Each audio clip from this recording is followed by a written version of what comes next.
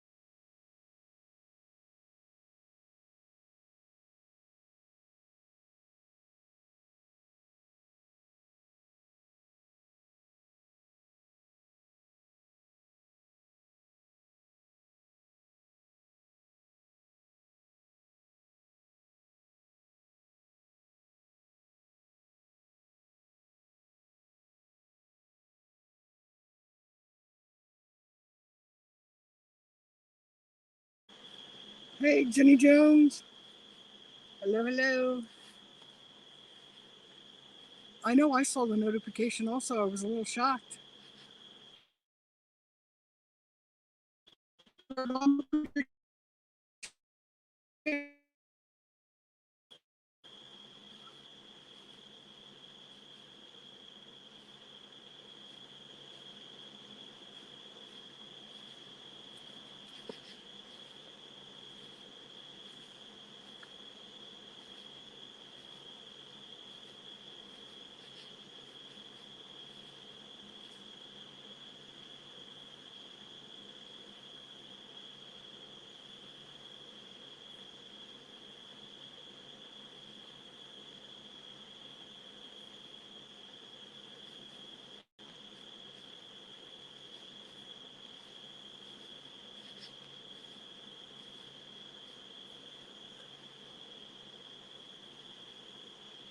Sam's report. Hello, hello.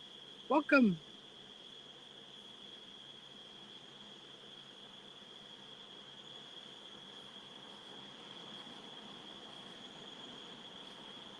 Hello, Colette. Welcome in. You guys are more than welcome to click the link and come up and say hey. Thank you, Citizen Z. Yes, please do not forget that thumbs up. Show some love. Hello, Frank Evans.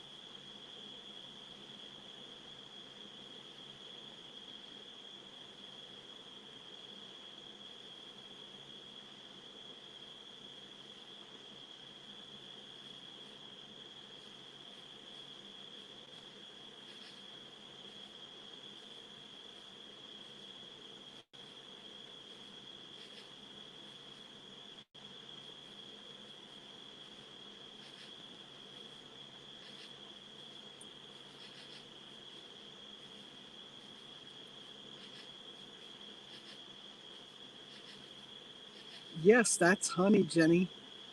It sure is.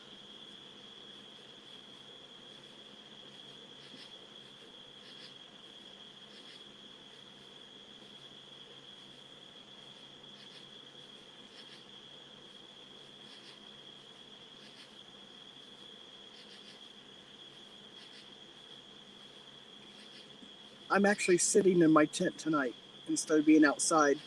I've got like a bajillion bug bites on me, and let's see, 9 recent bee stings that I'm nursing, and I just wasn't in the mood to get bit anymore. So you all are in Camp Kudovich.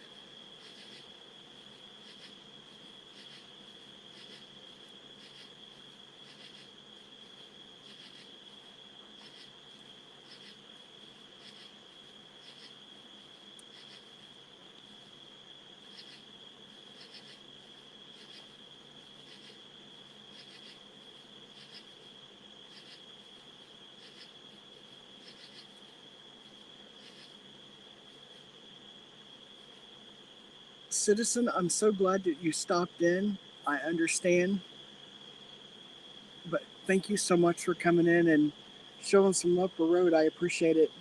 Welcome in, Bow Hunter.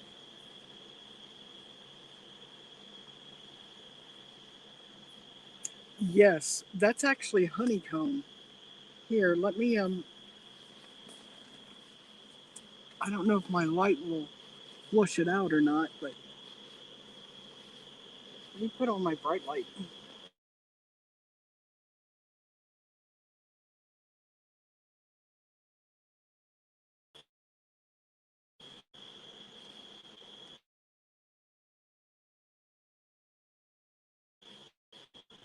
You see there, the honeycomb?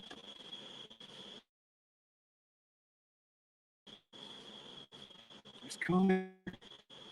It's got to get honey out.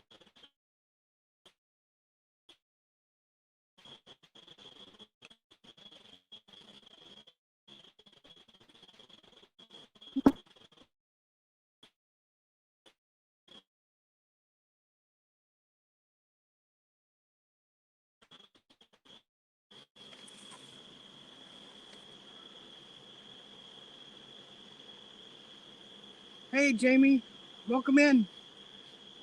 Why don't you come up on panel and give us a yak?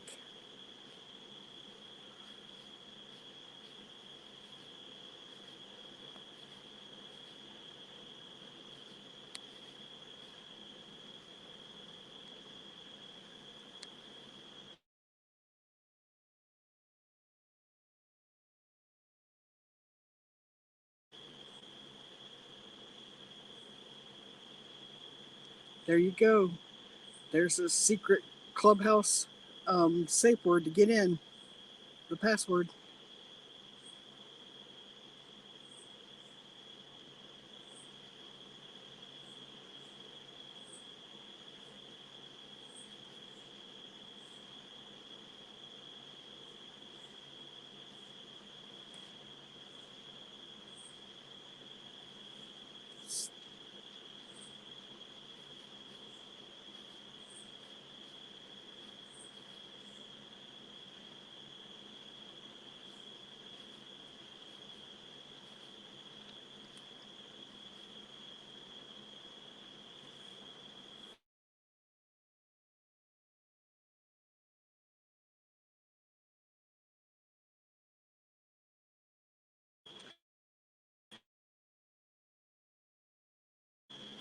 There we go. We installed a second box on Busy Wings. We called the comb, which some of it you see on screen now. Um,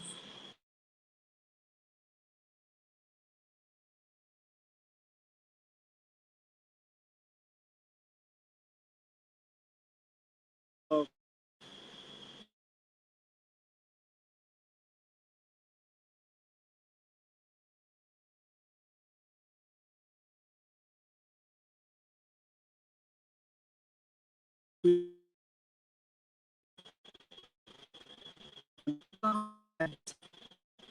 and put Queen Elizabeth's entrance.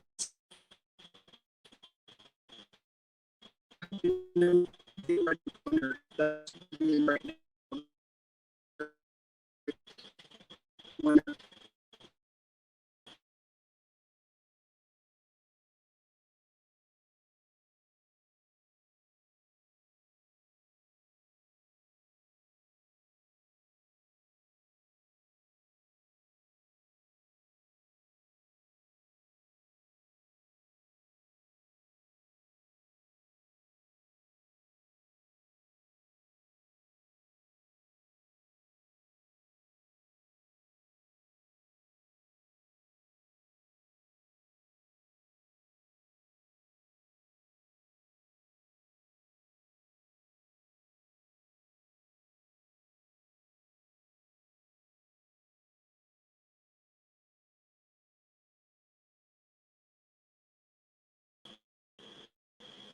Goodness, am I back now?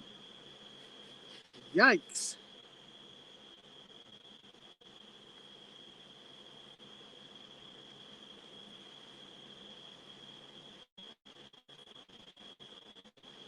I'm not even moving the phone around and it was buffering.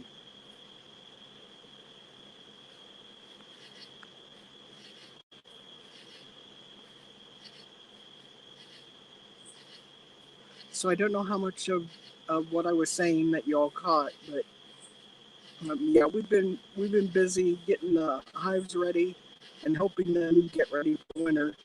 They're very busy getting ready for winter, like an overdrive busy.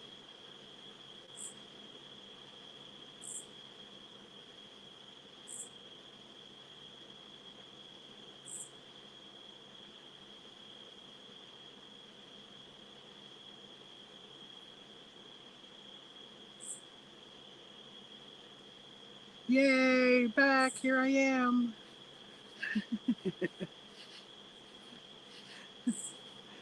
I don't know why it's buffering. I'm not moving the phone around or anything.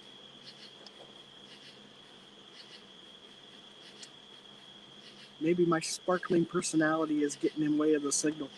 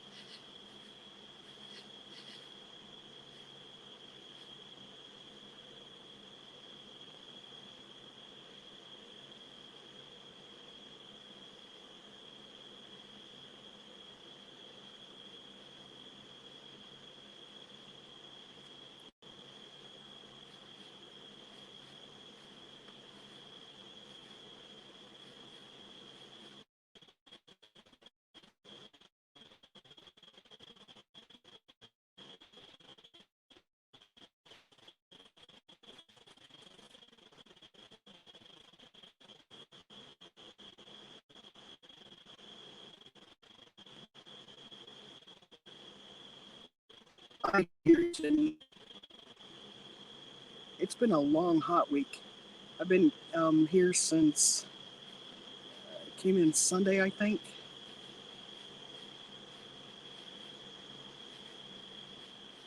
Yesterday was just really crazy hot. Anything and everything that could have went wrong did.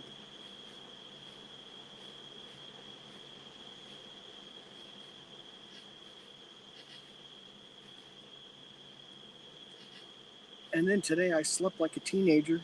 I got up very early, like quarter after 6 early, and was up for probably until about 10:30, 11, and ended up having to tap out. And then I didn't get back up until 3.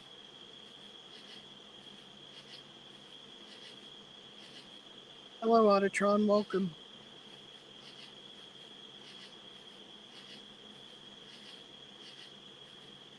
Carla and friends. Hello.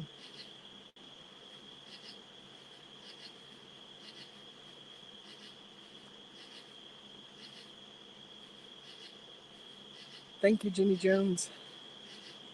I will figure out how to pin this at some point.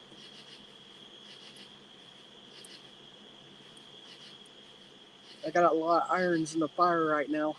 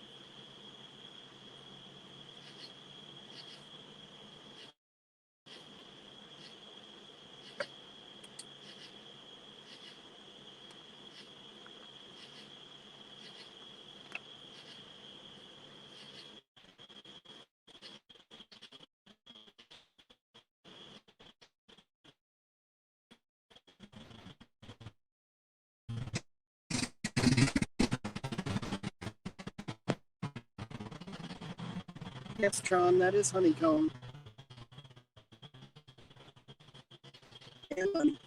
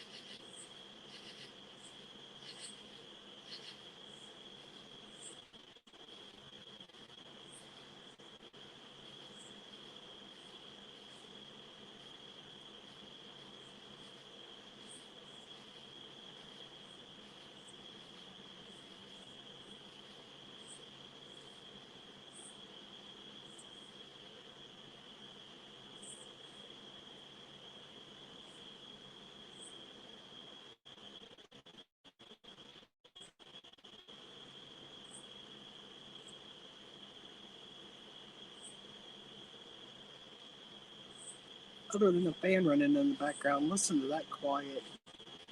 The sounds of nature.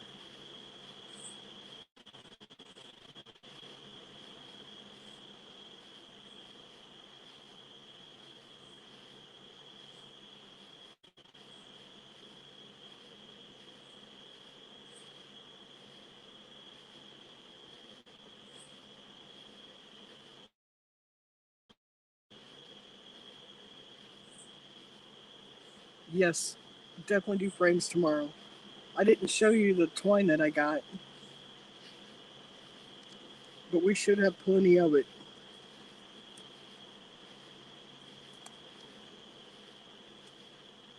That's your summer sound, right? That's the summer soundtrack.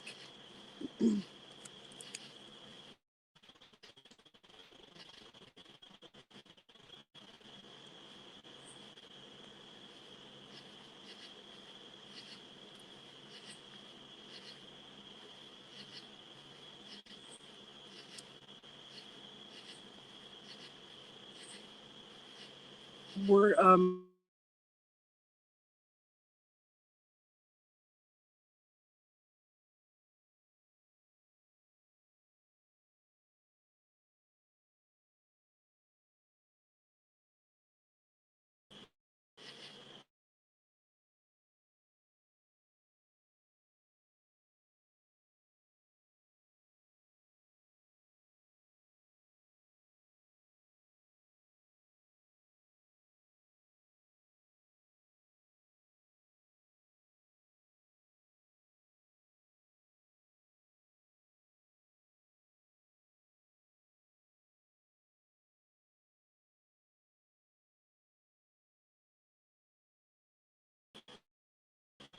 I'm gonna make that I'm not connected to internet. I should not be.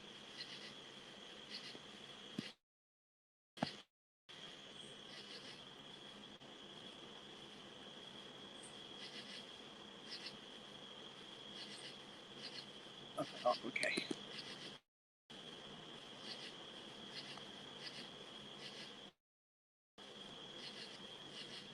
I am not. Hit record. Yeah, the frames that we put in the um, original deep boxes, those had foundation in them that was treated kind of with wax. I believe it's beeswax to help them just basically get started. Now fast enough and building really well, they don't need the foundations as much. So we have frames that we're going to put together ourselves and use the twine to give them something to start building on.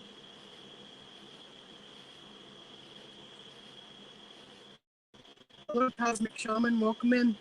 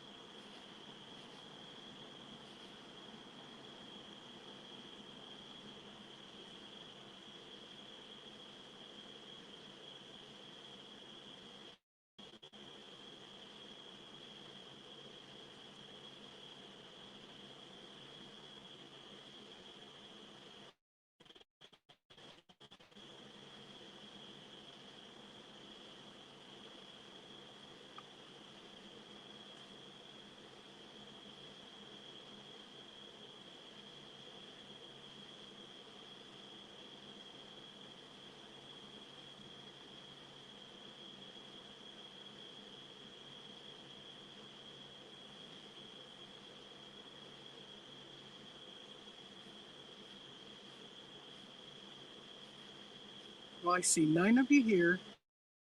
I know Road's trying to come up. Nobody else wants to come up and say hey? What are you, chicken? Oh,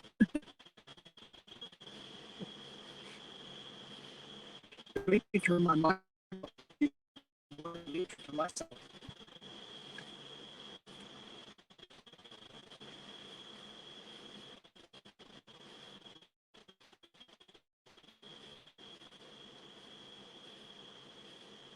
Hey, Kadu, welcome in.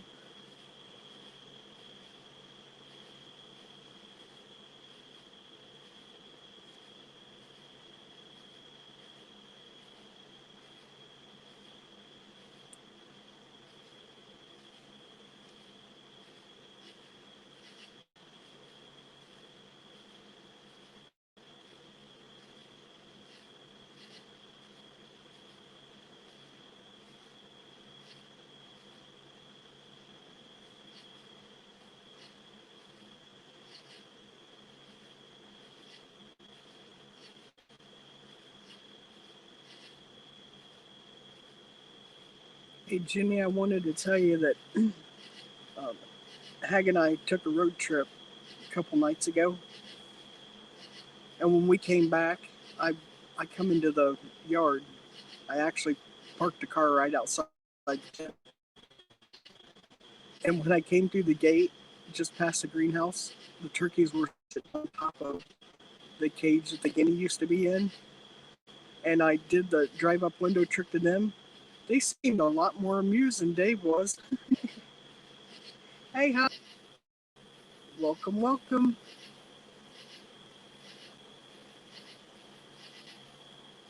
Oh, hang on, okay, I'm bringing you in.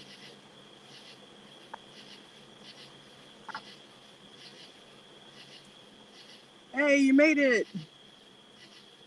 Maybe. Can you hear me? I can hear you. You're cutting out just a little bit, but I can hear you.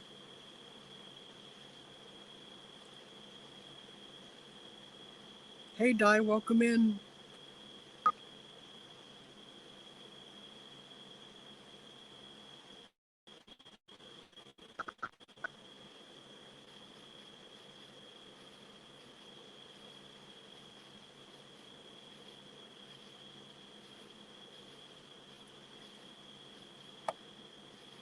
Hello, people.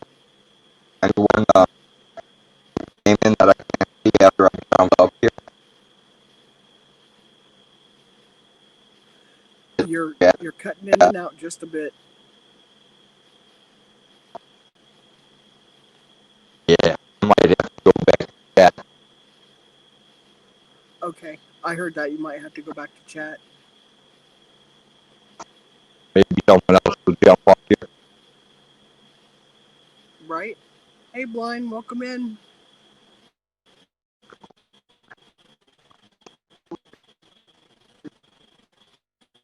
If you listen, hear the ghosts having sex in the distance.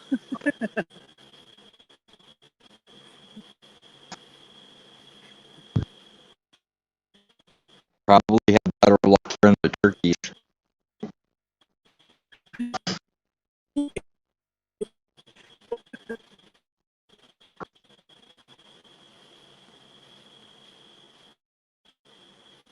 Now, Dave, the turkeys seem to be.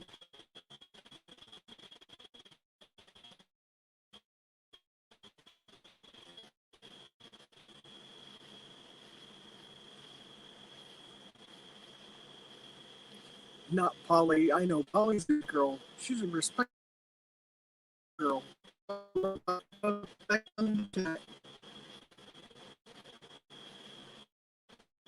Buffer, buffer.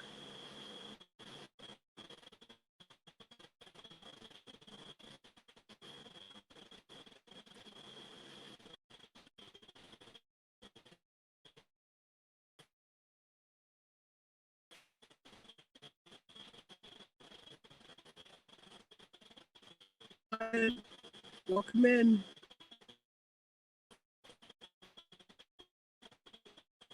Yesterday when we went to tear the bees, she was like,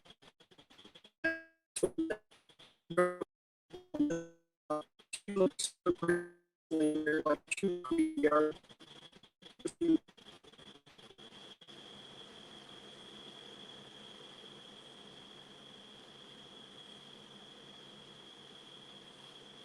Although she did kind of remind me of Dave, she wasn't amused either.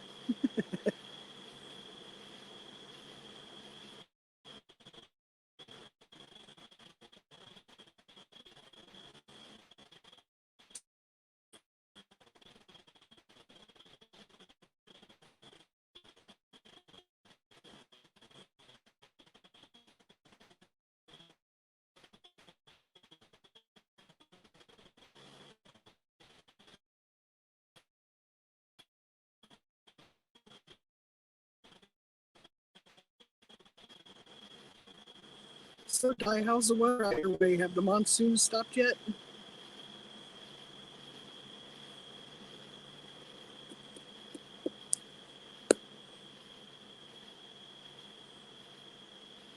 Aw, Sam. Darling. Oh, Flathead was asking a question. My bad. That's actually honeycomb and honey in the jar. I thought Sam was calling me honey. Aww.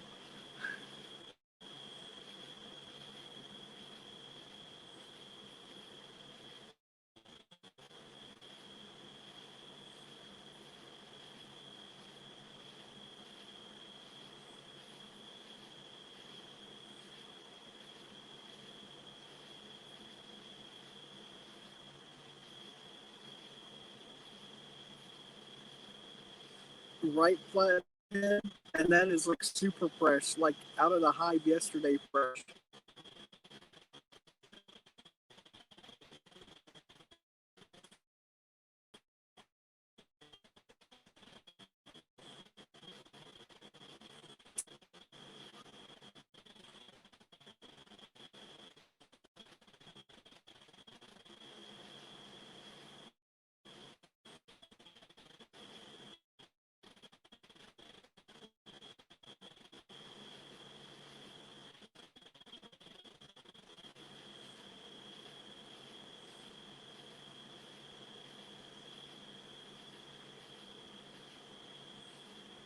Agreed, Flathead. It is very good for you. I right before spring listening got and Rude gave me a little jar of honey like the one you see in front of you. If it hadn't been for that honey, I don't know what would have happened. It like started like I could breathe, but I could swallow it so bad. It stopped the coughing. In fact, I caught my rescue honey. Oh, and then he made me his homeopathic cough medicine. And I'll tell you what, it, that stuff was amazing.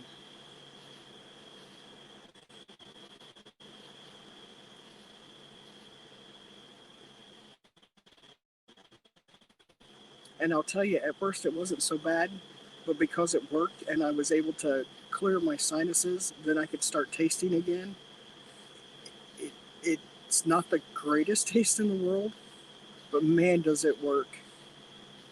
So I guess it's true, you know, if it was good for you, it wouldn't work.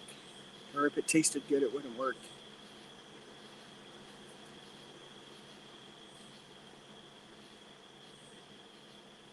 So now I've made a deal with my body. From now on, I'll only get sick here on the farm so Road can give me his remedies and help me feel better. Blinking cursor, new money making opportunity. Lick the honey finger, 50 cents. Lick the honey thigh, $5. And the price goes up from there. Oh, you know what the highest priced lick would be my elbow. Because I mean, if I could get that, yeah, you definitely have to drop some coin. But I'm sorry, I'm not getting a Chatterbait account.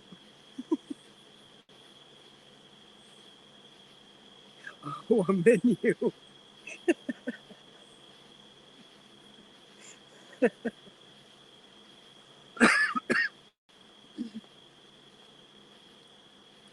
Lick the honey finger. That's great.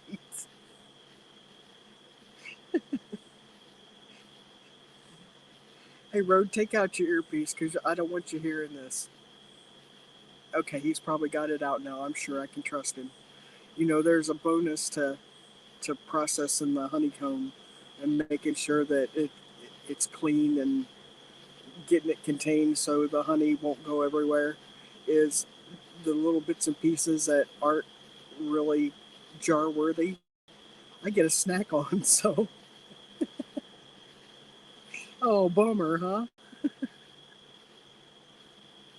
Although I was good. I was good. I didn't take that much for myself. More made it into the jar than made it into my mouth. So,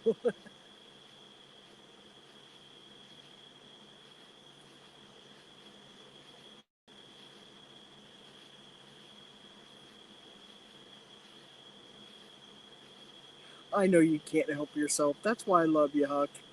I love that you can be you, and feel um, you don't feel reserved around me. I'm totally fine with that. I get the real Huck, and I appreciate that. Well, that you know, I can take it as well as I can dish it out. So,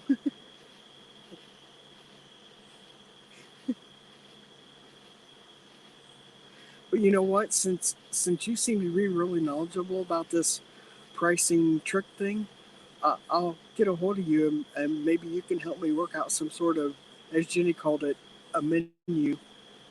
I know, where is To Be Fair tonight? Are you lurking, Stephen Tunis?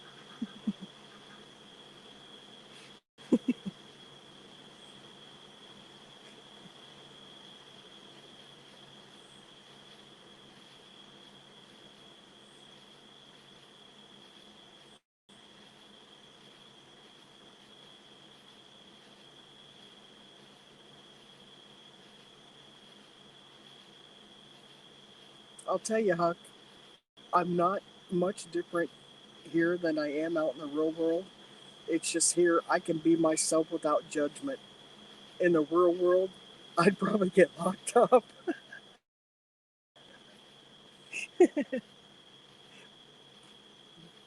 Be making daisy chains and chasing butterflies.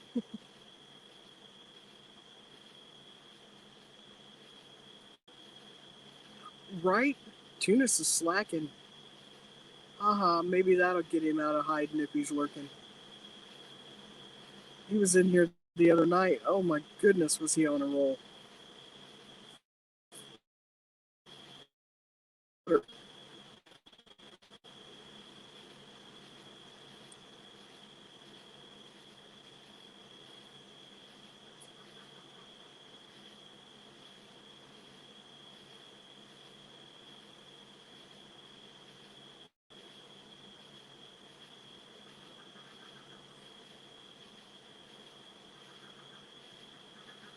And the ducks are chiming in now.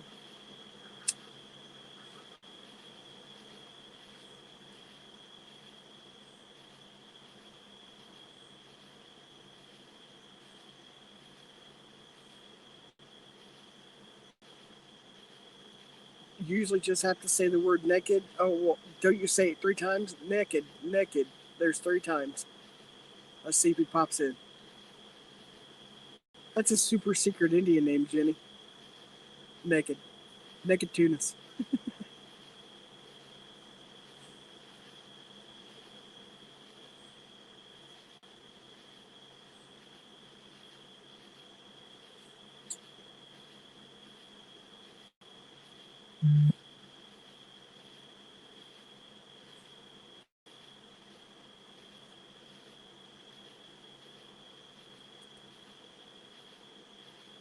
My super secret Indian name is Runs with Scissors.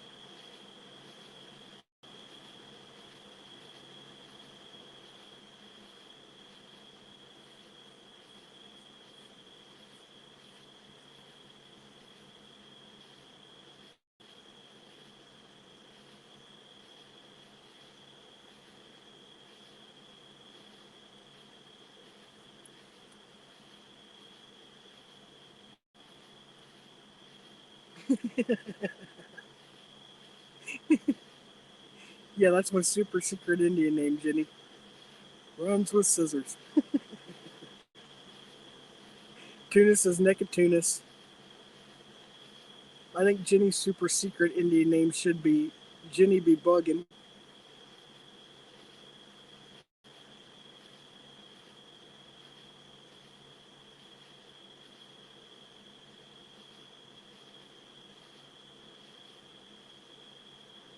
Hey, Pot, welcome in. Oh, there he is. Jenny nailed it. Jenny called you out. She said, say naked. I said, well, I think we got to say it 3 times. Naked, naked, naked. And then here you are.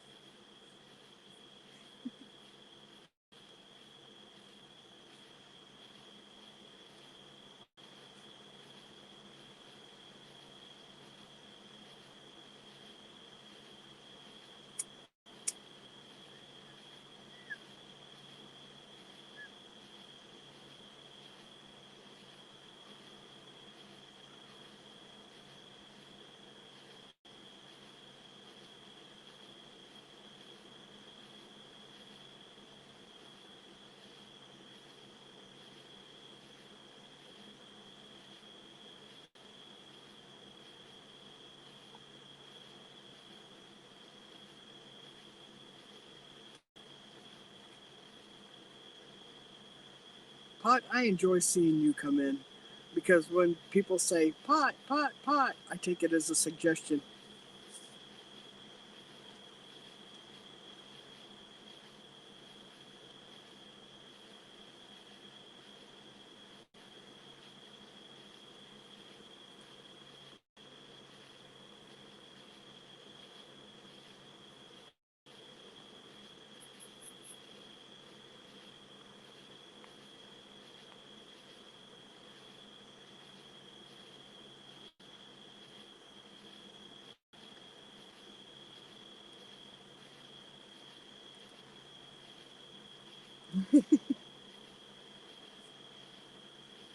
I think that's why every time I fire up, I think of you, Pot. You were watching the Tomorrow War and your phone said someone was naked. Well, we're all naked under our clothes.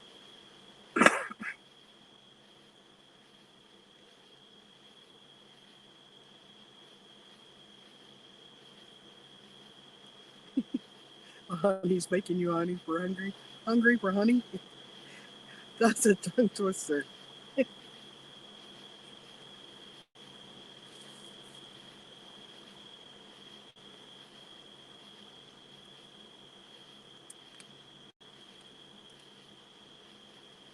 Hey, Huck, if you're still here, what would you charge for eating honey on camera? Just in case Flathead wants to pony up.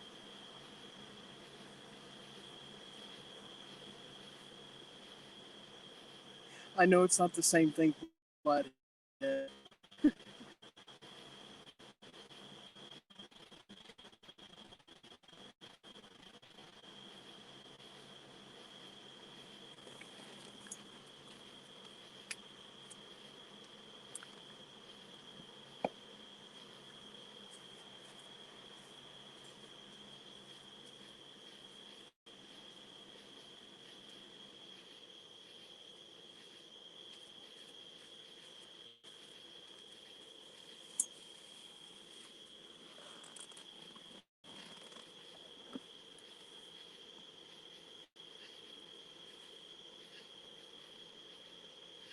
Right, Tunis?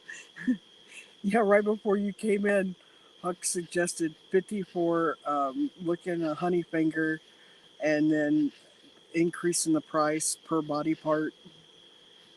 And Jenny said, "Ooh, a menu." So,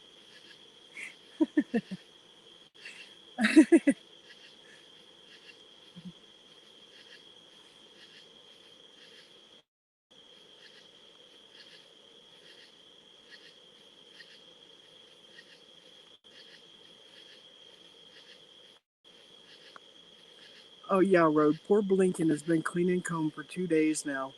Oh yeah, poor me.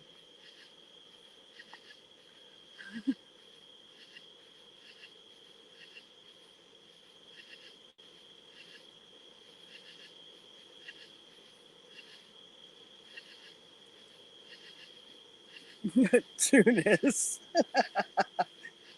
Hopefully it doesn't go by size and fingers.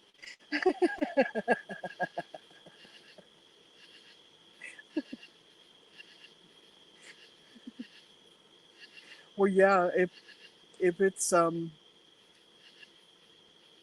if it's judged by like the length of Huck's finger, Huck Huck has very long, slender fingers.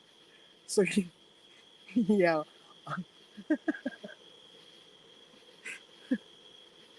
you crack me up, Tunis.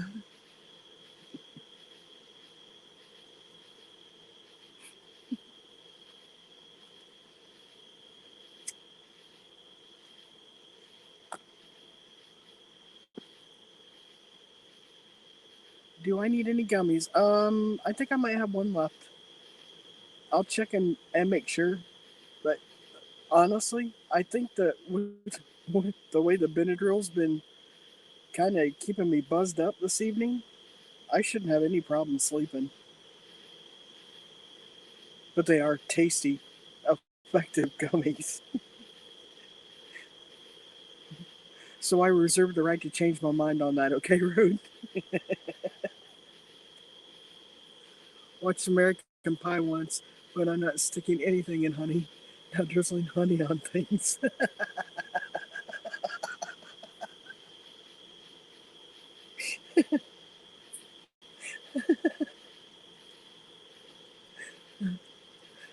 How are my bee stings? They're way better. I've been using jewel weed, and that's really helped. This morning when I first woke up, I couldn't hardly walk from where I had been stung in the ankles and shin and on the bottoms of my foot. But it's a lot better now. They're just the skin is tight. I'm still a little swollen, and it hurts if I touch it, but it feels a lot better. The Benadryl really helped also.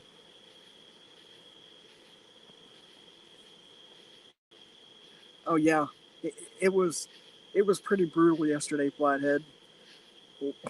We ticked the hive off completely.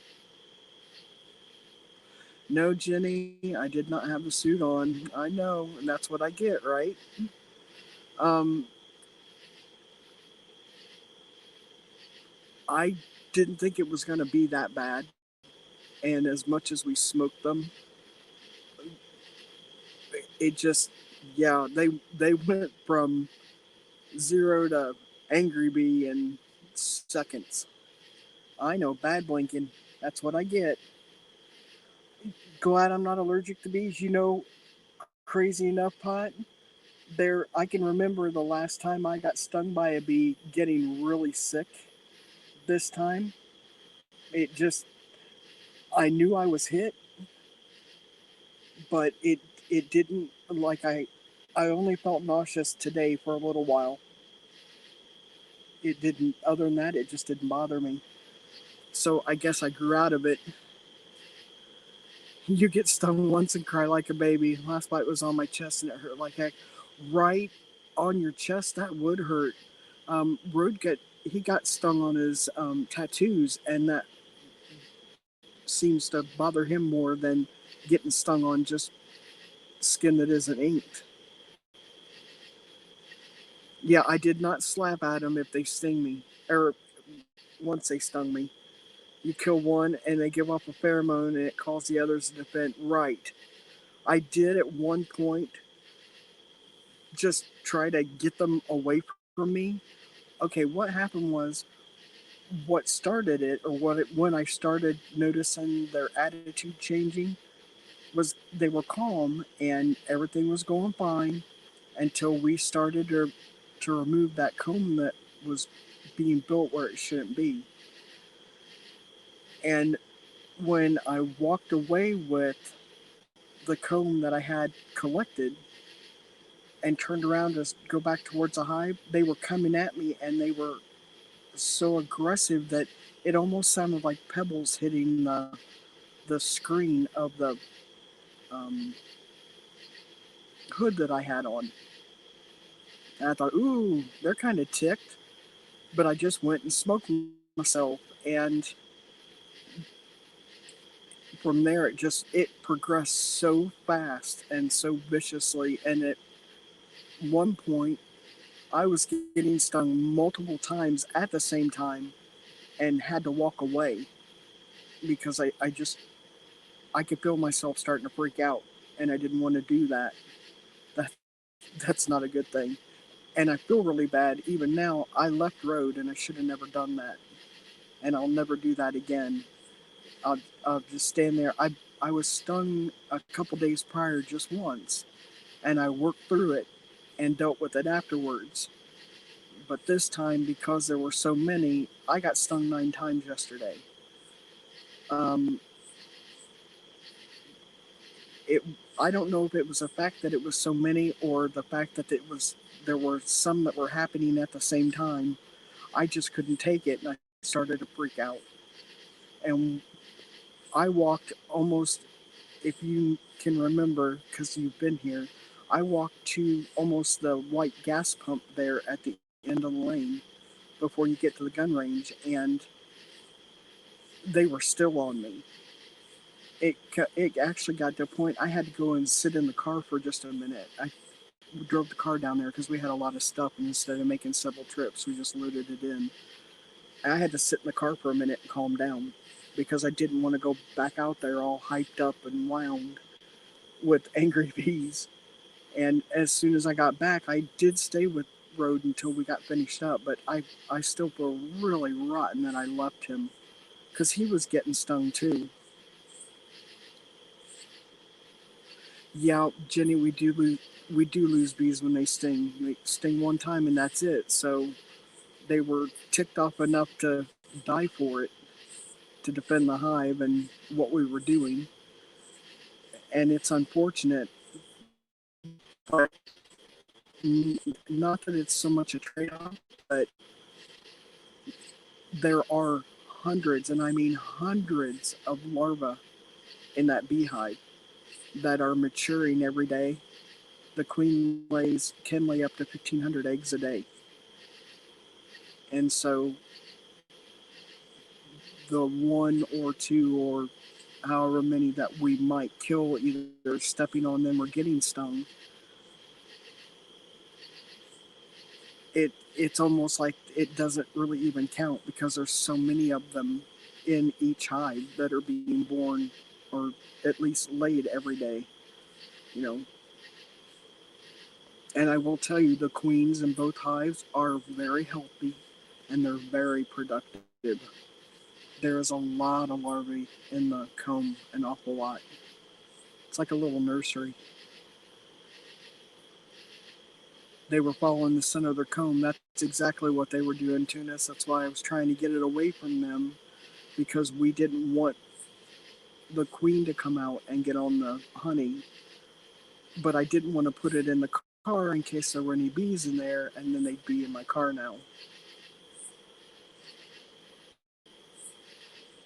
Just wait till they grow enough and produce a new queen. The hives get super aggressive a couple days before they swarm, and then super docile after. Okay, that's good to know. Yeah, angry bees will follow you to the end. Yes, yes, they will.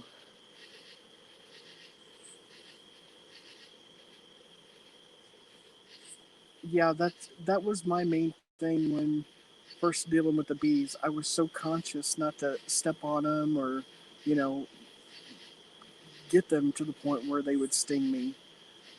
So to preserve as many as possible, and I had that attitude up until yesterday, being very careful, which I still am. You know, slow, steady movements, nothing quick, jerky, or anything. Go in there calm, take my time, and just do what needs to be done and get out again. Disturb them as little as possible. But after seeing all the larvae in both of the hives, there's gobs of bees that are going to be coming out of there. It's unfortunate that it happened or has to happen, but in the end, it's just a few when there are thousands.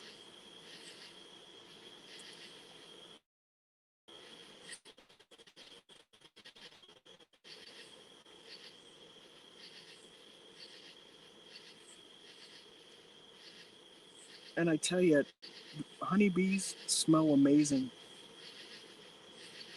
I had no idea until Rode let me in on this venture that, well, I never dreamt I'd know as much as I know about bees now, but I had no idea that they have a smell. And even now, when they're in the hive, the, the smell that they make, it's just, if Yankee Candle can figure out this scent and put it into a candle, they're going to make big money off of it. It smells so amazing. You think that would be your problem, just not reacting? Yeah, Jenny, it's hard. Up until a couple days ago, I was very calm. You know, I didn't think about it. I just got in and did what I needed to do. But when I got stung the first time, I thought, all right, well, okay, I got that out of the way. Now I can move on. But yesterday, it was very difficult. And I just couldn't take it anymore. I just freaked out, even worse than I already was. I just wanted to get out of there a minute and get that hood off and take a breath. Not really trying, you almost couldn't kill them fast enough to stop the hive. Right, they make thousands every month. That's the math I did to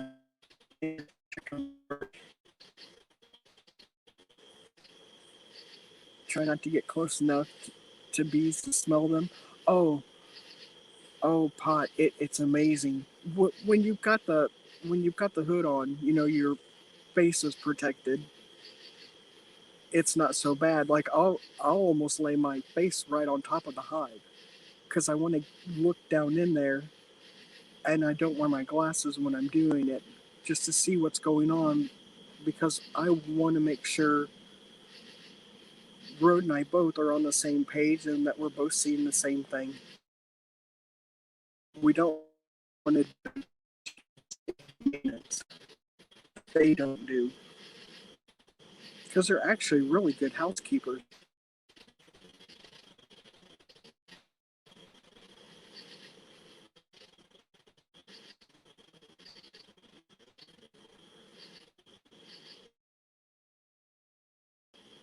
what's the best way to capture that? It kind of sounds like honey, but it kind of smells like when you kind of because it's but it's kind of like I don't know, like clean, like earthy, woodsy kind of smell. It's oh my goodness, it's that's it's just such an amazing smell. One thing to remember: don't ever dump anything with soap around, and don't ever spray soapy water around. It's be cold aggressive hive. Oh, okay, that's good to know. That's good to know. Right now, we're getting in the practice of okay, like if today was a hive day, I wouldn't have showered last night because I don't want to have fresh smells and get suited up and get warm where it makes like my hair. I can smell freshly washed hair once I start to get a little warm and sweaty. Deodorant, all that stuff. And when we wash our hands, I wash with soap, but I do it early enough that when it comes time to start doing our thing, I just basically wash off the residual with just plain water. I'd even rub my hands in the grass so it doesn't smell like anything.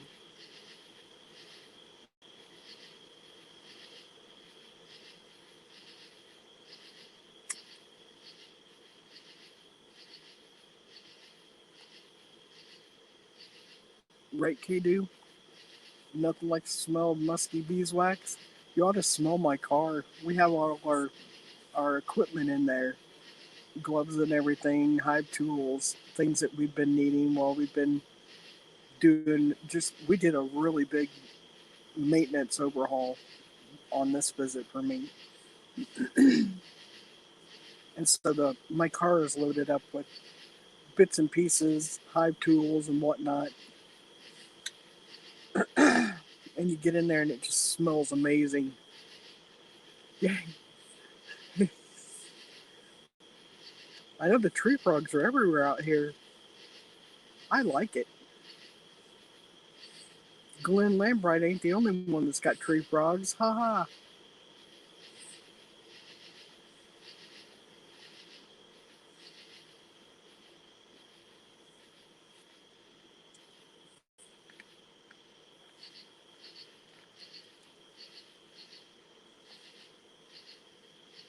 Get you got tree frogs, and every once in a while the ducks will sound off. I don't so much hear the guineas anymore. Sometimes they go off for no apparent reason, and the turkeys are bedded down for the night.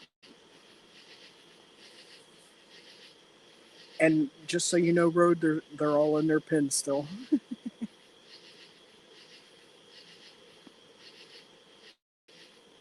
I hate to have to eliminate bees for anything, but I had one that took over the whole yard and wouldn't let me near any other hive. Dawn, water, and 10 seconds, and that hive is done.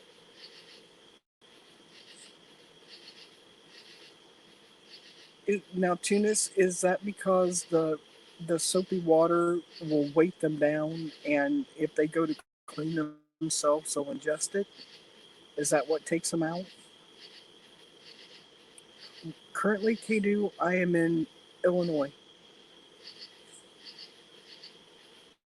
My home is in Indiana. Yeah, no turkey wrangling tonight. Looks like the gouge that you got on your arm from last night is going to be the only one.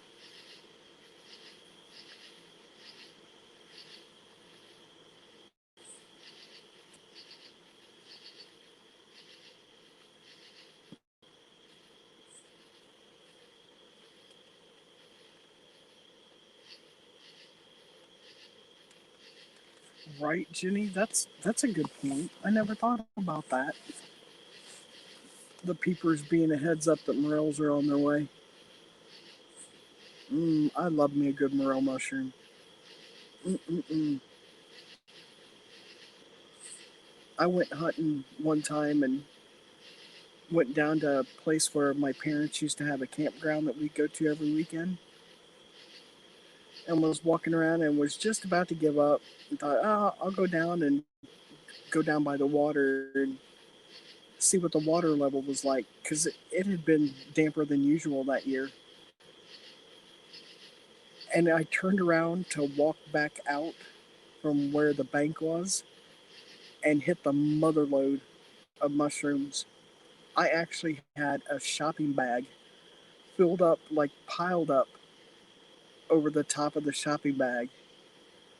Oh, what did I just see, Kedu? You're from Indiana, currently uh, living near LBL in Kentucky. LBL, that'd be.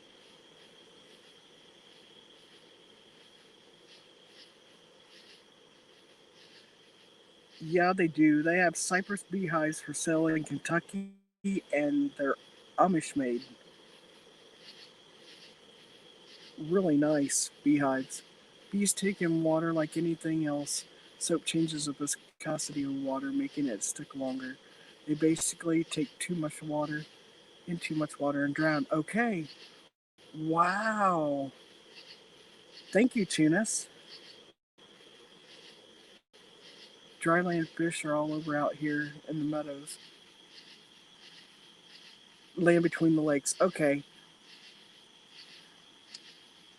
I'm not really super familiar with Kentucky. I've been there quite a bit, but it was a long time ago. It's beautiful down there, though.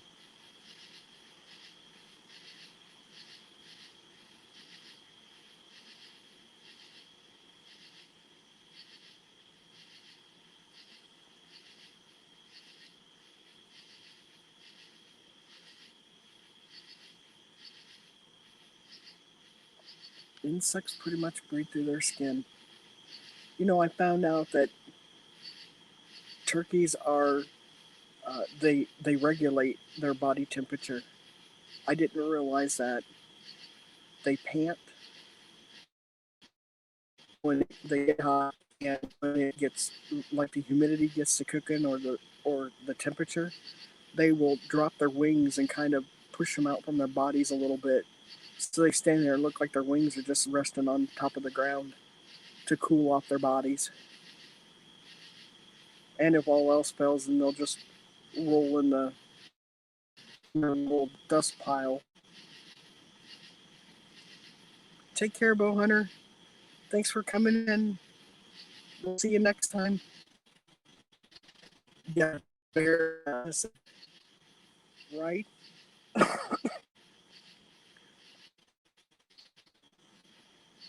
We don't really have mountains in Indiana. Some people call them mountains, but they're not. They're just hills. I've seen mountains, and what we've got are not mountains.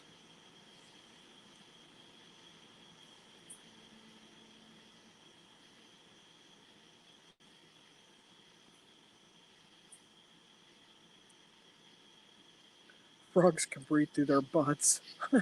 How messed up is that, right?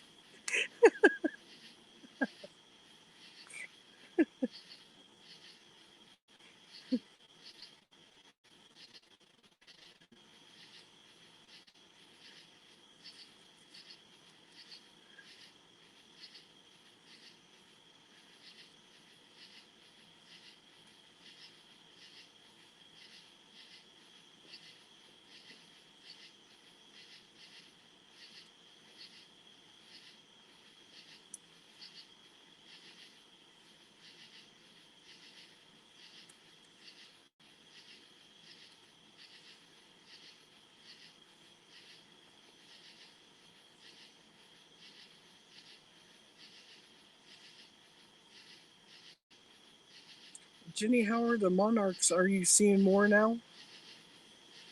I noticed since being here they have lots of monarchs, and Hag and I saw a really pretty yellow and black butterfly. It was mostly yellow, trimmed out in black, and it was big like a monarch. It was really pretty, but I'm not sure. I'm not sure what kind of butterflies they are. I don't want to brag, but I can breathe out through my butt.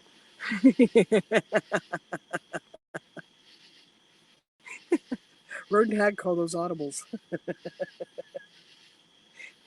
No wonder Salty Rat is so shitty.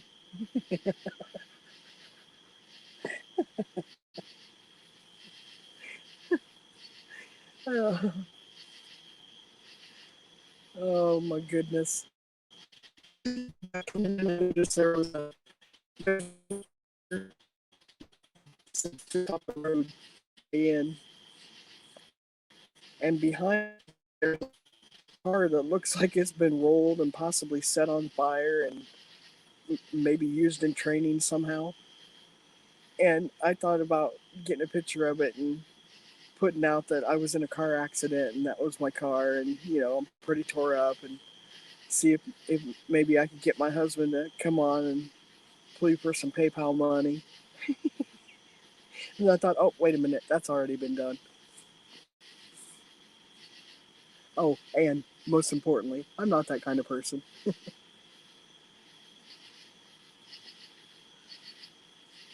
Swallowtail Blinky started to collect the eggs off the milkweed and hatching them indoors. The parasites get them as soon as they hatch. Oh, wow.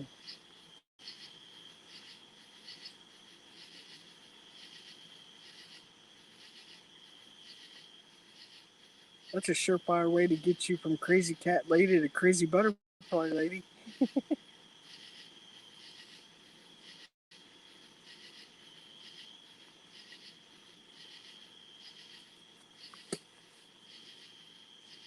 Oh, the yellow and black butterfly. Okay, I did not know that. Swallowtail. Oh no, 7 in one afternoon? That's tragic.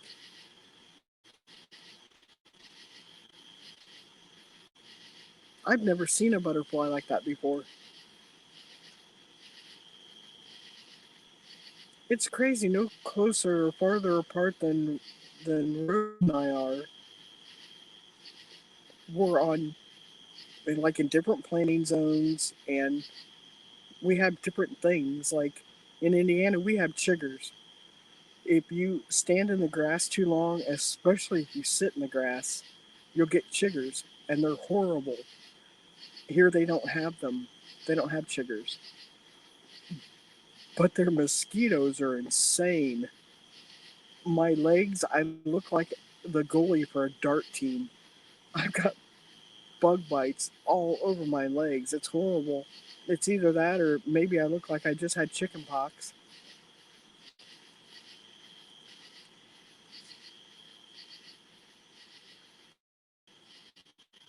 She collects them as practice food for Buttercup.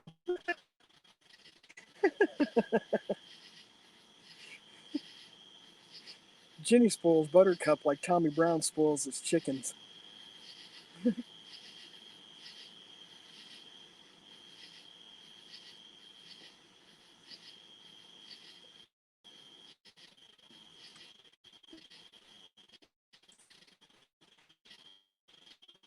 And boys, our mosquitoes started their own mafia, right? I was just going to ask you, is by any chance is a mosquito the state bird of Illinois? Because I've seen some doozies out here.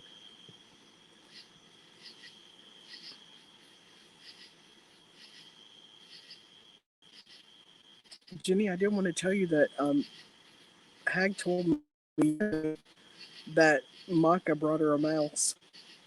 I said, oh, so it's on. Off limits to Buttercup. Yes, see, my cat would go nuts over that. He gets excited when the moth flies in when you come in and out of the door of the evening. He's like, woo, play toy.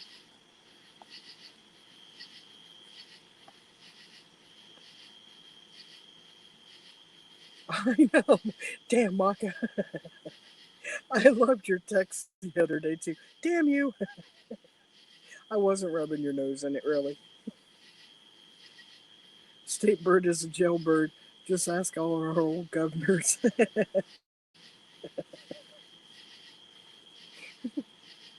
I could probably ask Joe Cool too, right?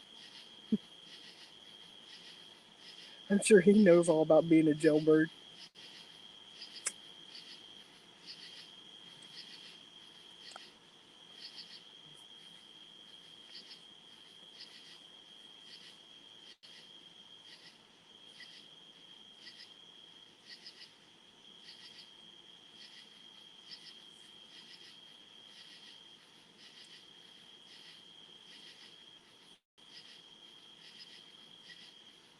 Yeah, right now you guys are only hearing one, but there's actually I have a tripper in stereo. I've got the one you're hearing, and then over on the left side of me, I hear the one that keeps answering this one.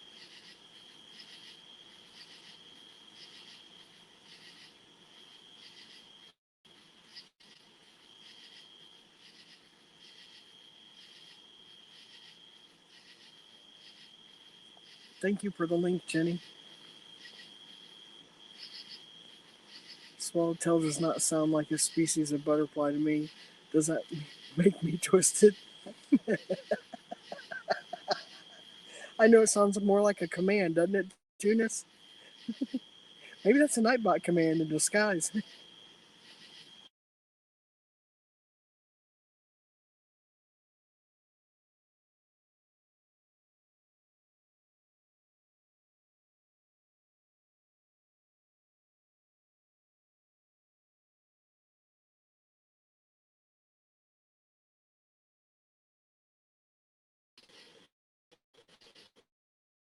Buffer, buffer. Depends on the tail, Tunis. There's this wasp that carries away the monarchs and lays its eggs in them. Oh my god!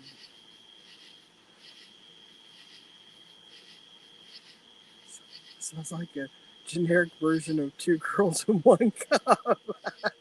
Damn you, Tunis, you made me say that out loud.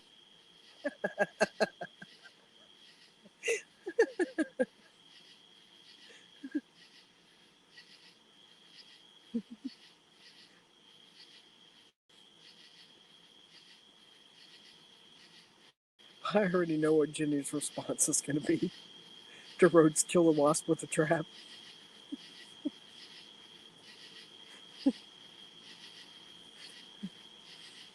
Better than a blue waffle. Oh my god.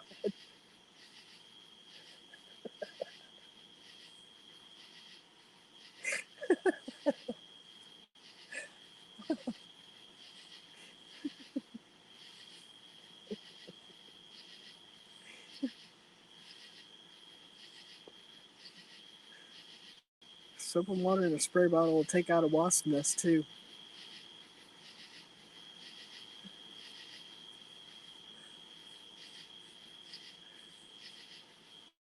Wonder how effective it is on blue waffle.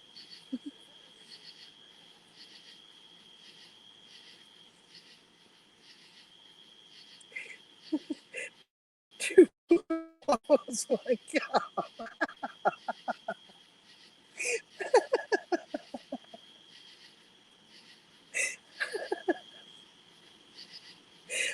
That's great.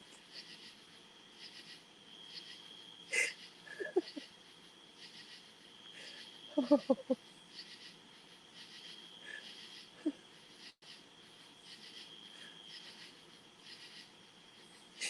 damn, dude.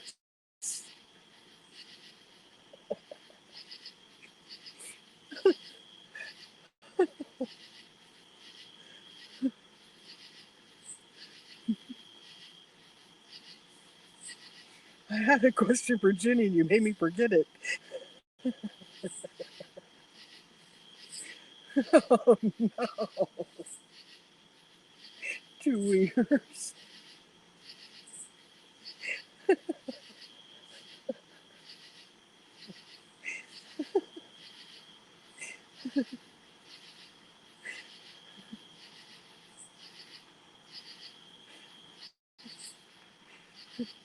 I'm gonna have to wash my brain and eyes out with soap and water.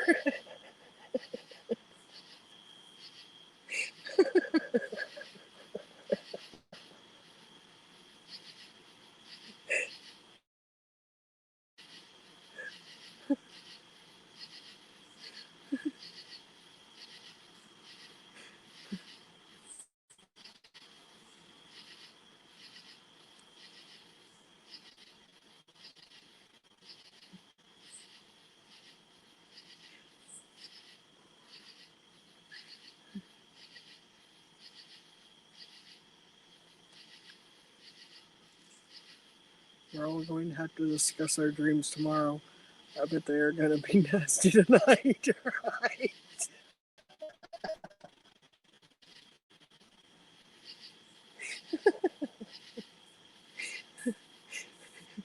Which immediately made me think, note to self, make sure you zip the window shut on the tent.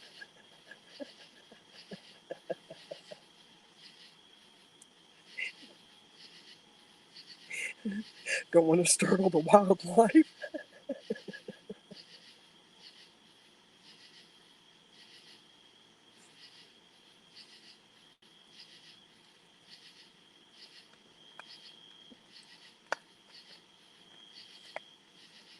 Wonder what it would be like unleashing Weaver in 2021. Who would dare do it? Hey, I'm gonna leave that up to you guys.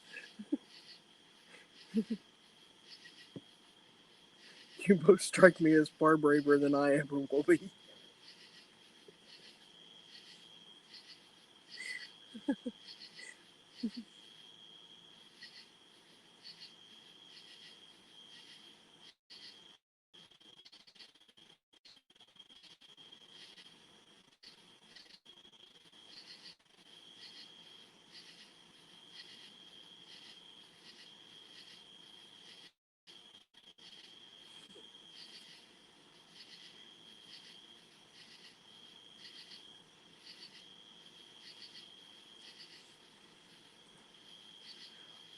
You vote Tunis or QT?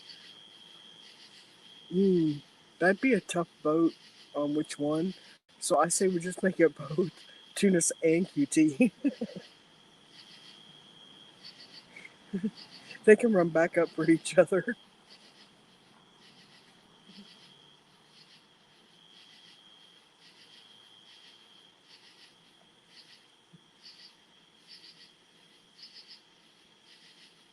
Oh my. Brewing.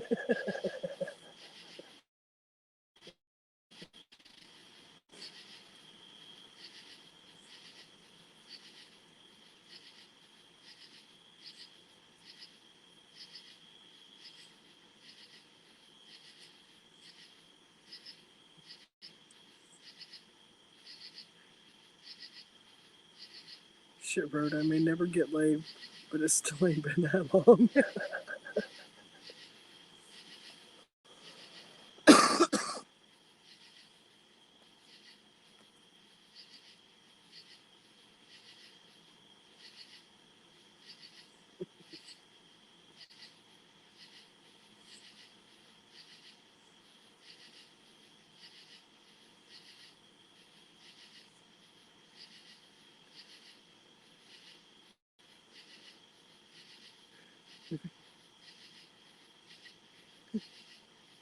Don't think she's been touched since then.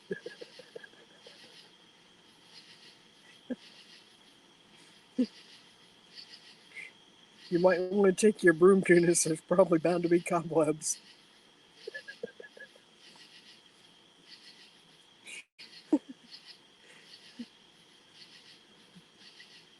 At what point does brewing become fermenting?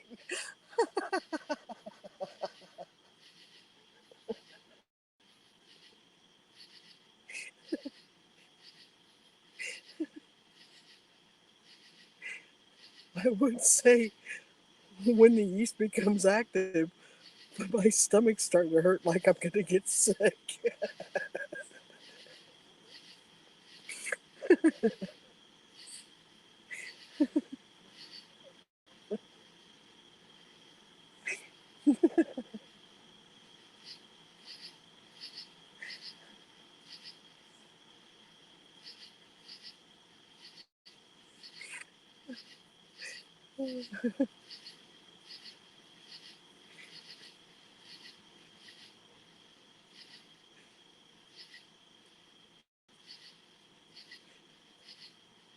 You know, I may do a sleep stream tonight because when you guys are having the X-rated stuff go on, I'll just be like having like little outbursts of laughter. My brain will say, "Hey, remember when Tuna said this?"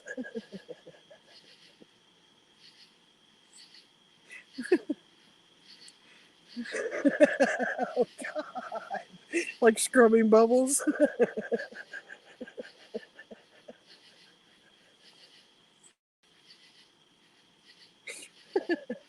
or would that be, or would that be Barkeeper's friend?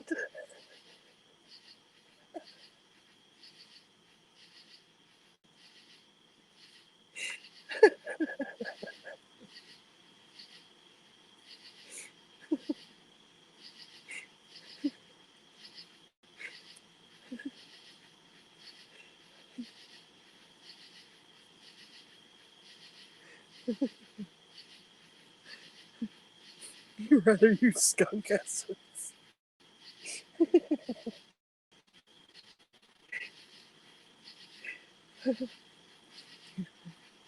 I just became super thankful that even on days when I can't put my deodorant on because I'm dealing with bees, I'll never be that bad.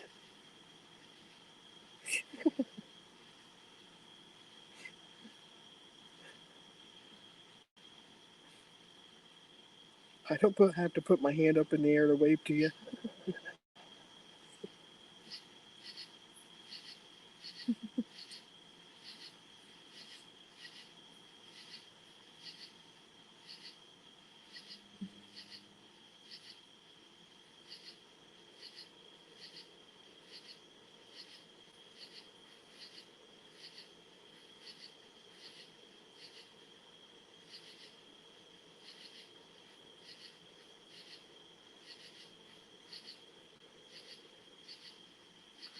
Probably a reason why Mr. Clean was bald.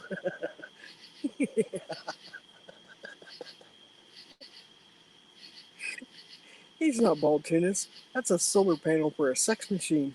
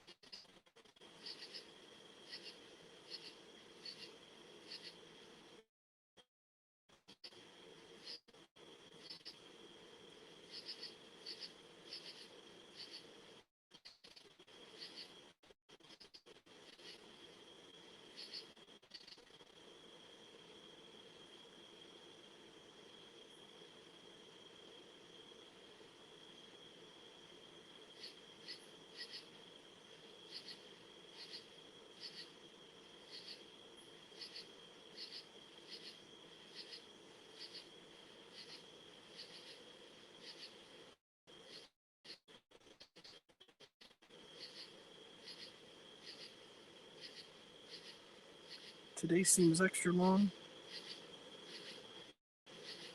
It's probably because you got up so early.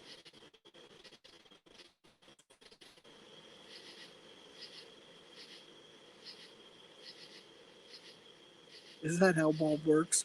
I wonder if I shave my head, if I can finally break the 45-minute barrier.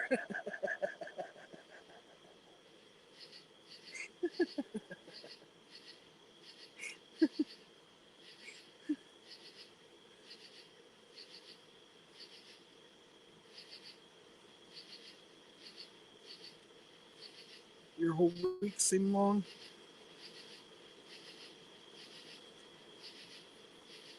I don't know. Even with the heat and humidity this week, my visit here seems to went quicker than normal.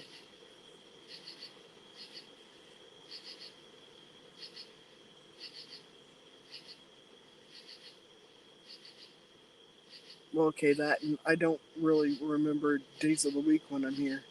Rodel asked me, and I got to think about it. It's like, today's Wednesday.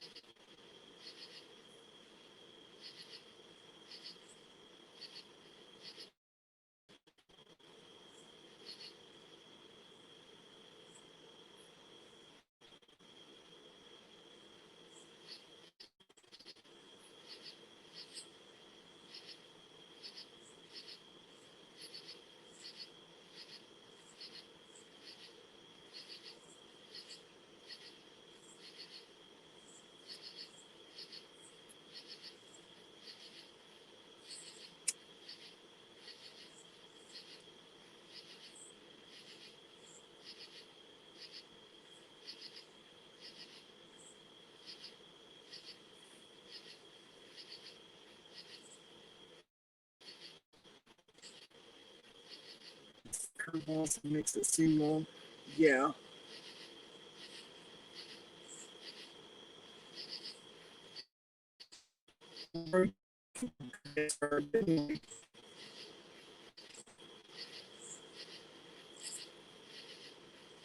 But yeah, the the try to make it to it. Yesterday, I'm sure added to it. I am sorry I left you, guy. I feel really bad about that. That won't ever happen again.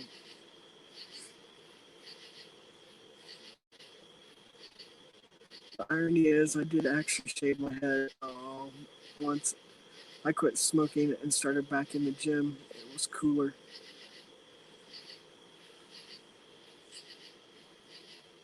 Yeah, see, I couldn't imagine that, Tunis. I couldn't imagine you shaved.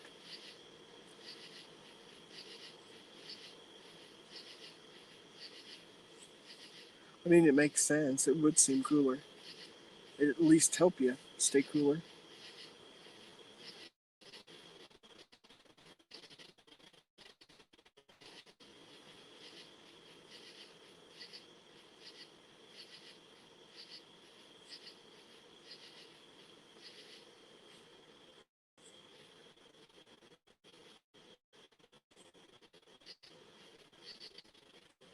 I couldn't imagine you shaved that either, road.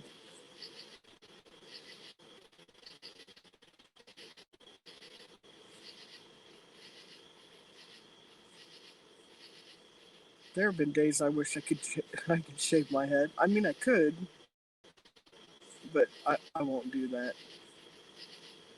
I did contemplate getting it cut back short again, but now it's long enough I can pull it up in a ponytail and get it off the back of my neck.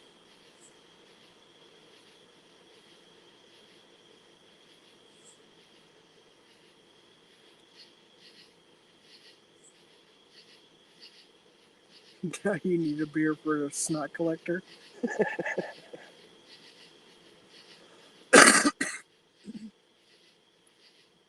Maybe I should start wishing for bushy eyebrows. Keep the sweat out of my eyes.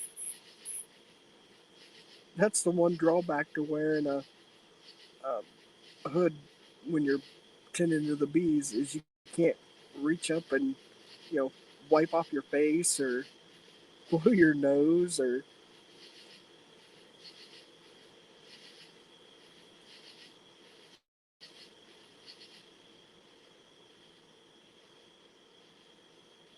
you know what we could do, Ro? We could get those little neck bands. They're like they're shaped kind of like a horseshoe, and they're portable air conditioners, like to keep your face and neck cool.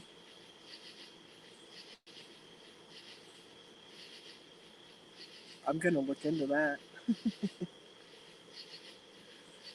You helped your stepdad install a new toilet and everything was fine, but today the water connection started leaking. Oh, you fix one thing and something else breaks, right, Jenny? And my thing is, and Road experiences it too.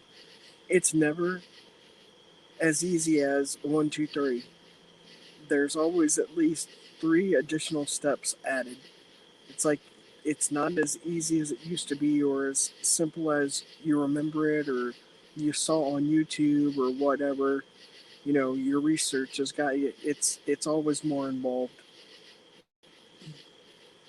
People call a beer the flavor saver for sex. I tell them if they are doing it right, that beer is probably down by a flavor you don't want to say right.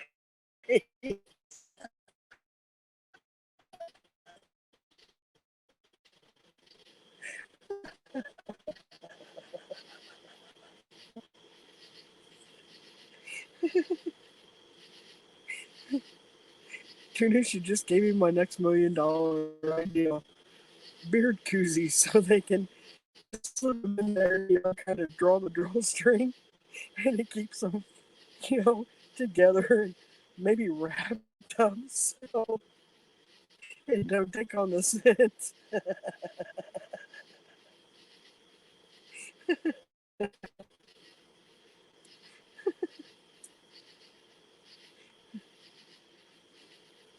And hey, for anybody that's in here, New Yorkers, if you take that ideal and you make money out, at least break me off some credit. You ain't gotta give me no royalty, but break me off some credit. Starburst juice. Oh Lord.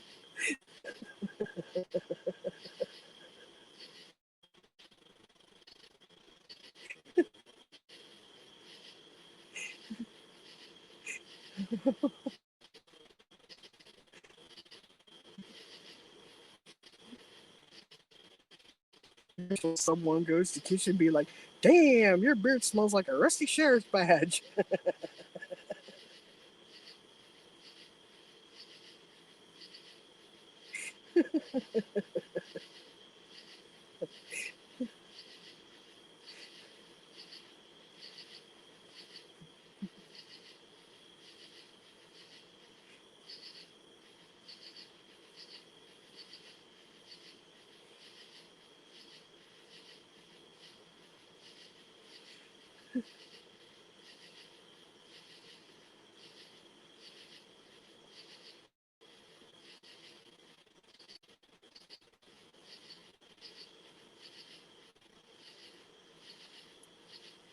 I just shaking my head.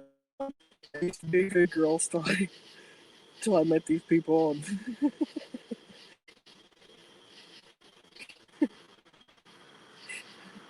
and now I have no filter anymore.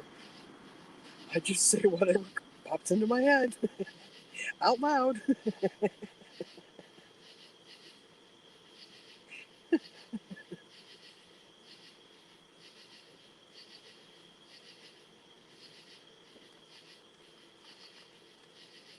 I guess that'd be the bonus to acceptance.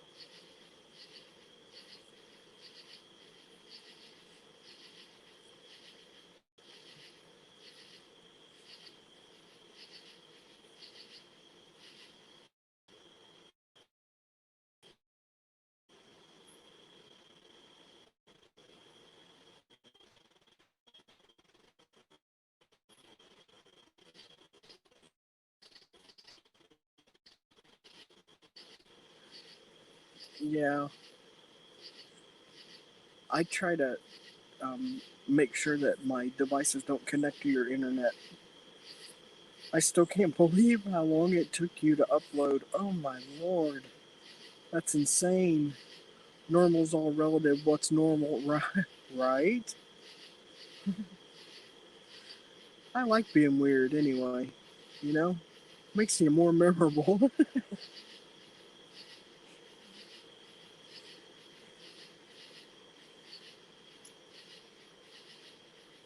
And hell, coming here, all I gotta be is better and terrible.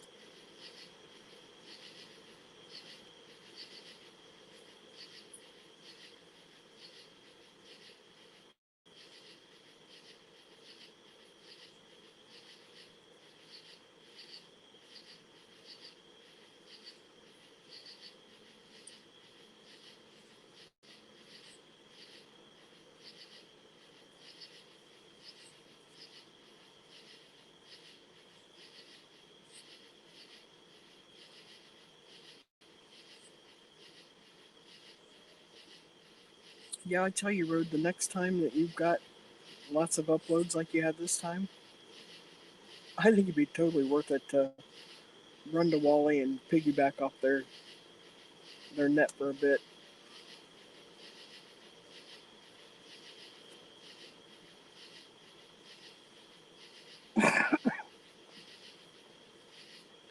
You may never be famous, but everyone who knew me will remember me. You got that right. I'll speak for everybody.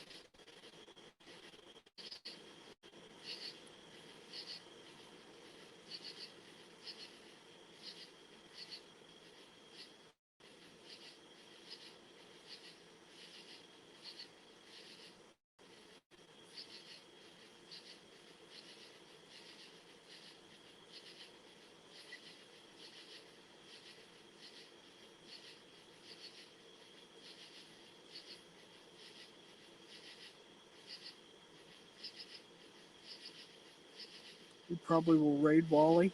Hey,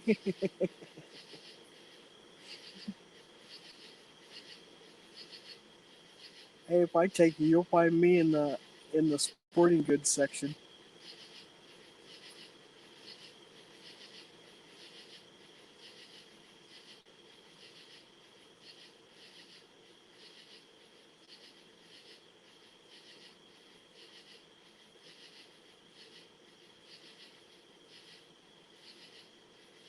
Or you might find me in home goods. I may be looking for a new rug for the tent. You don't know who Wally is, but apparently Road is after him. Walmart. I call it Wally. Yeah, go sit in the parking lot and upload, right? I asked, and unfortunately, you do have to go in, but they have air conditioning. That's a bonus.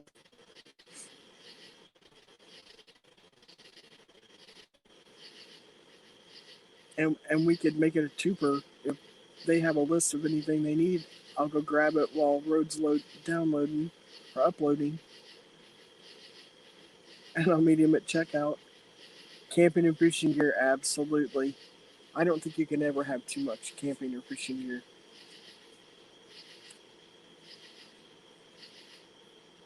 Every time I go home, I go through my bins and either thin out or add stuff to. Think about this. Walmart allows overnight camping in their lot. That means that statistically, at least once you've been in that lot with someone having sex. Right? I never thought of it that way. That would mean the same for Cracker Barrel, too, because you can have a Cracker Barrel's parking lot also. Oh, and what's the other one? Oh no, what is it?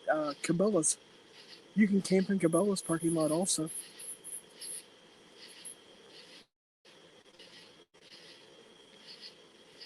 Super Walmarts usually have a subway or something you can sit in, right? I don't know if the one in Champaign does. If it has a subway, I don't remember. Subway. Jenny Jones.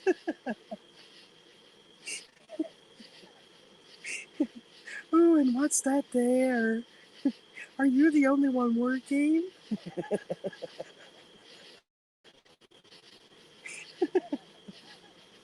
That was awesome.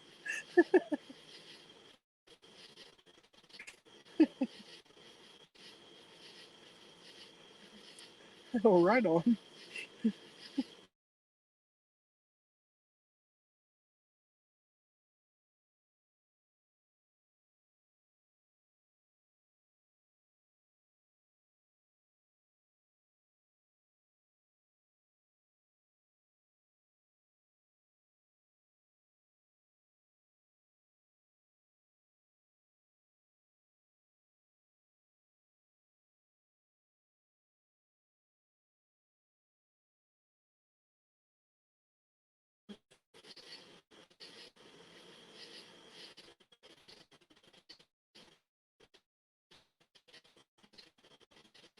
I've been back in that subway since we went and seen that kid.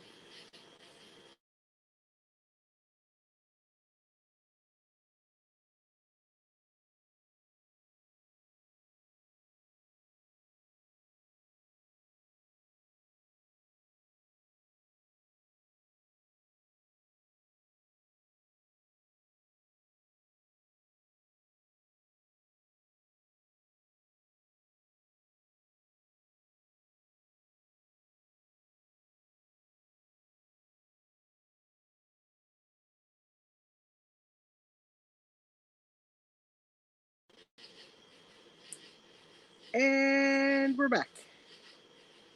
Maybe. Fingers crossed. Please, please.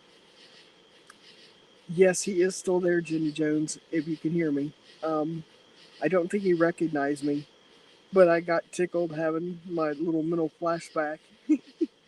You were a hoot.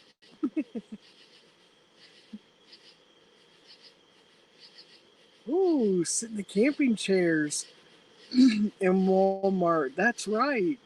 That'd be a good place to upload. Extra meat. Yeah. That little jiggle with the extra meat.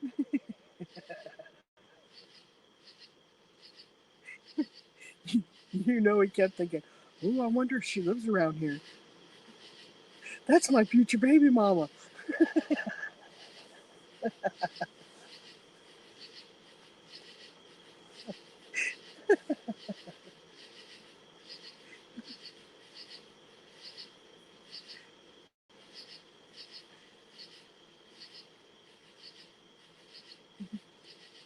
I know, I ain't right. I'm not wrong, but I ain't right. It's okay.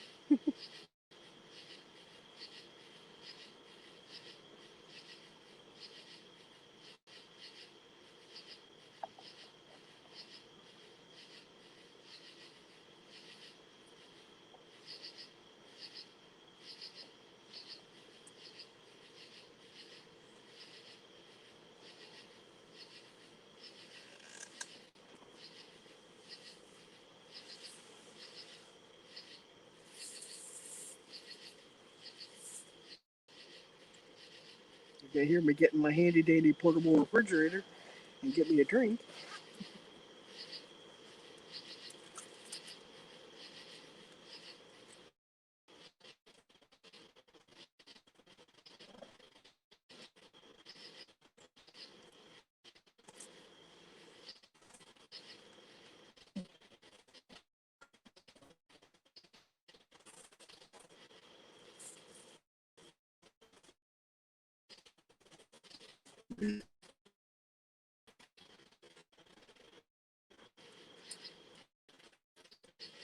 Dave came up and visited me the other night, and he'd never been up here. Actually, when he got to the door, he looked in, he said, "Oh my God, this is like a room in here." And I said, "Well, yeah." And he's like, "No, like a hotel room." That's when I told him, I'm like, "Yeah, well, you know, just because we're animals don't mean we got camp like one."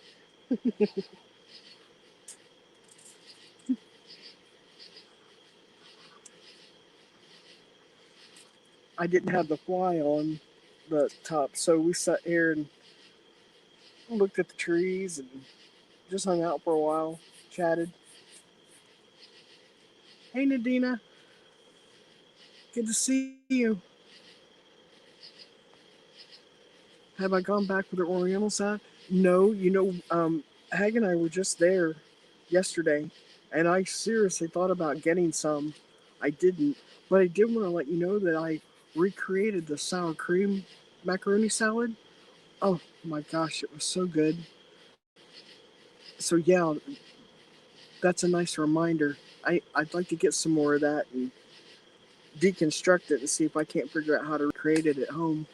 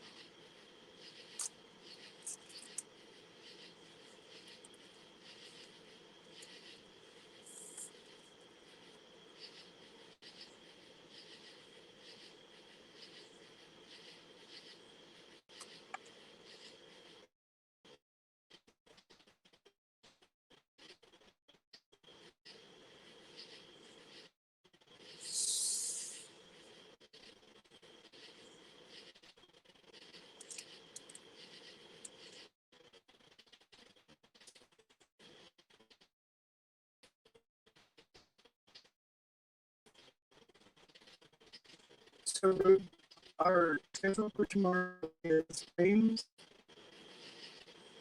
Any chance we can look at the truck and see if it's gonna be as easy as possible? Or do we have other things that we got to do?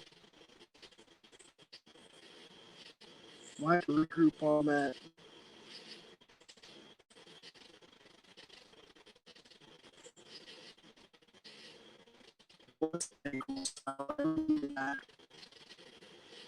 That lady was so nice. She was on that issue turn.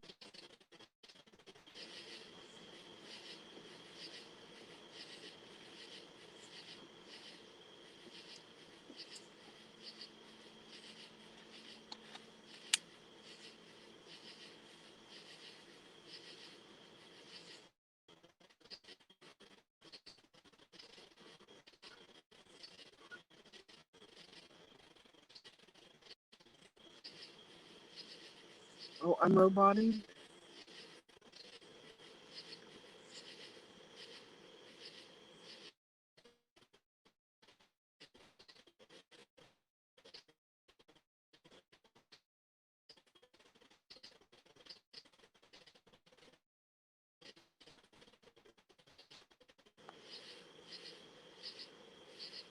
Am I still roboting?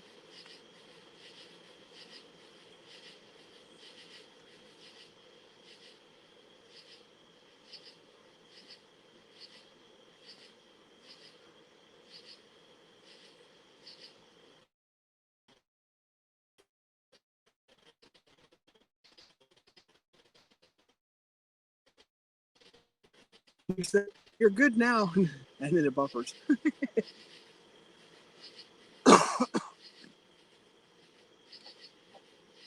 Am I still roboting for you, Road? Jenny says it's good now. Oh, I'm sure you can read the chat.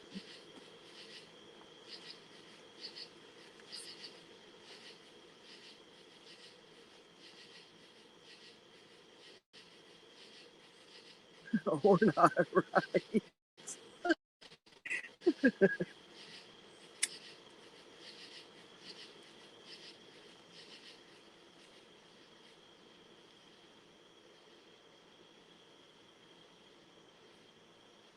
Oh, yay.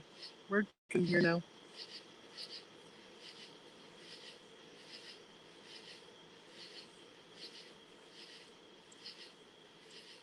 Jenny, you got any big plans for the weekend?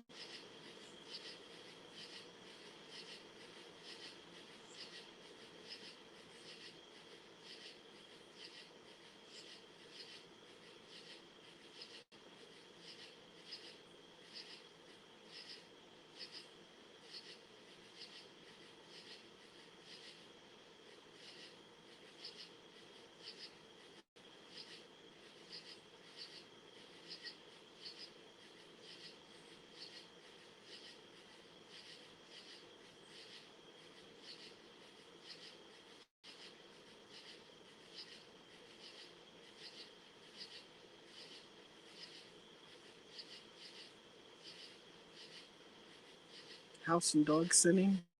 Yeah.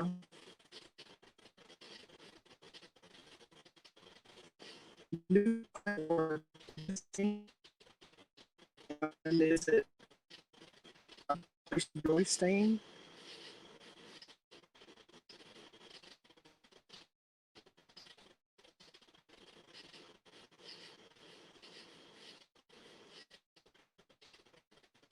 Oh, sweet.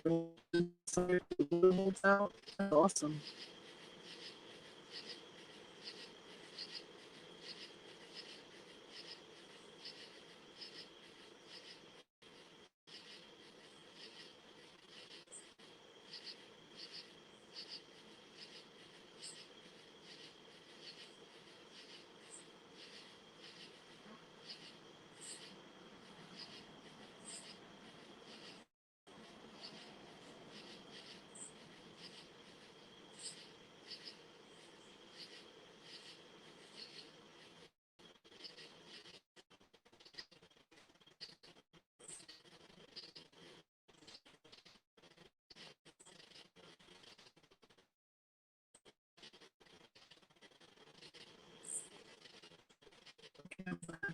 Dang dog apparently didn't like portobello mushrooms. That was a fun cleanup. Oh man.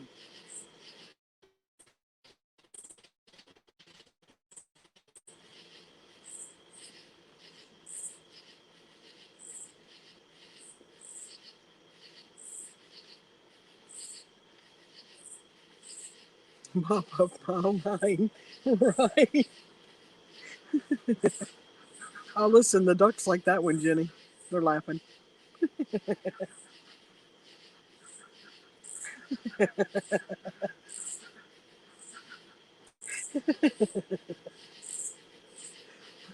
Aisle 9 through 12.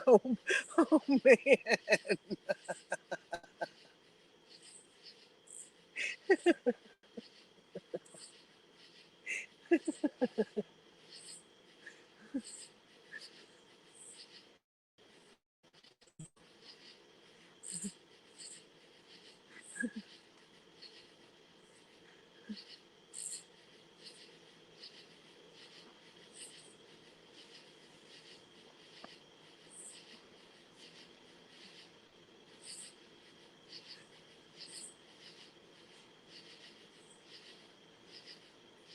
Hey, Road, I just realized this gives you a chance to hear what happens outside your house when you're inside. The cars that come by, the air traffic, every once in a while you hear vehicles on the highway, the critters. I have not heard a coyote or a coy dog since I've been here. It's been very, very, very quiet, which, from what I've been told, means there's something even bigger in the area that's got the coyotes and the coy dogs bedded down and staying put.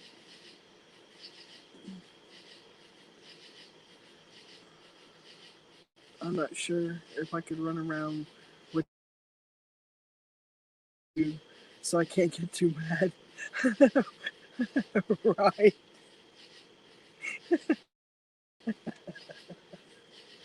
Yeah, there might come a day, right?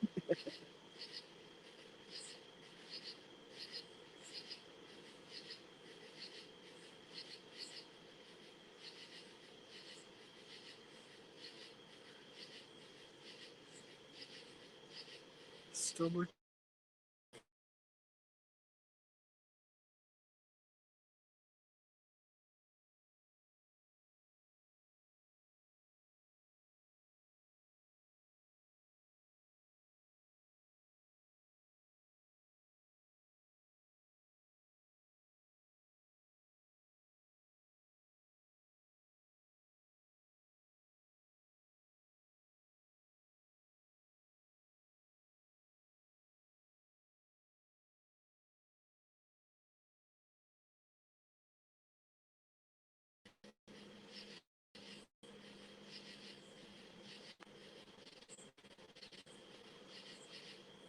so usually a coyote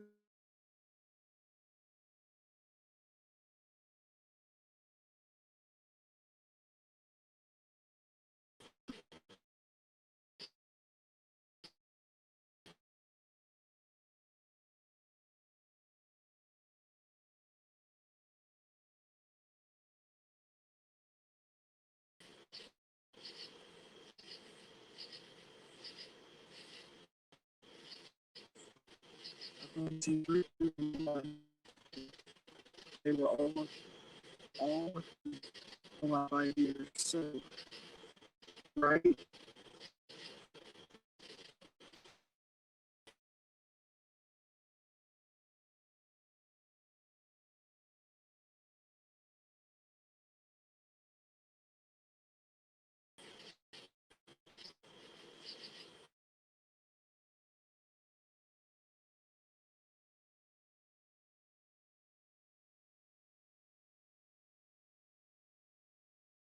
is it. Well, Dave's farther out from the house than I am, so it's kind of the same concept.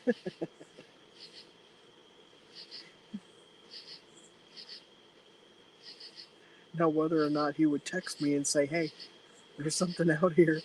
I don't know.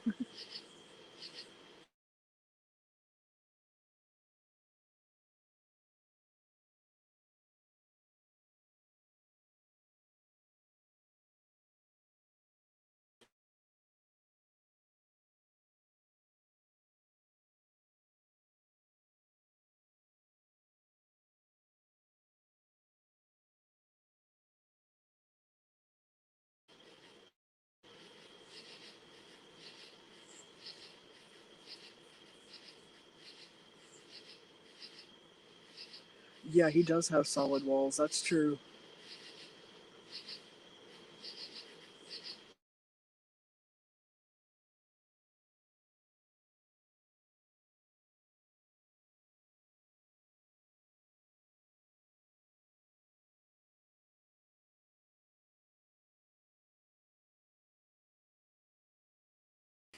Stop. Through this, I just read your comment. That's great. Depends on how long it's been since I pulled up to the window and ordered a root beer. Dave was not amused.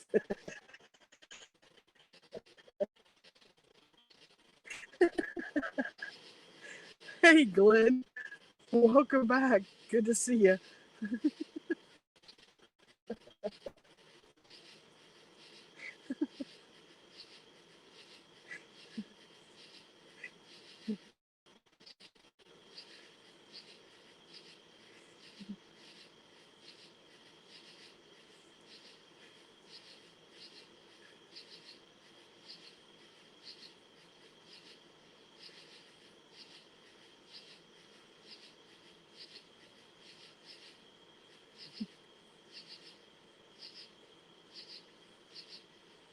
Oh, yeah, we did. We left all the way to town and a little bit on the way back. What added to it, Jenny, was the look on his face when he come around the van. Like, what's wrong with you?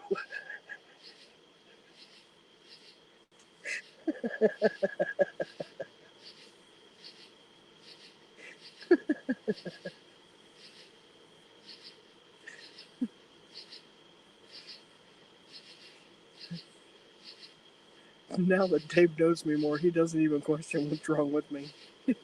He just rolls his eyes and look away like, oh Lord.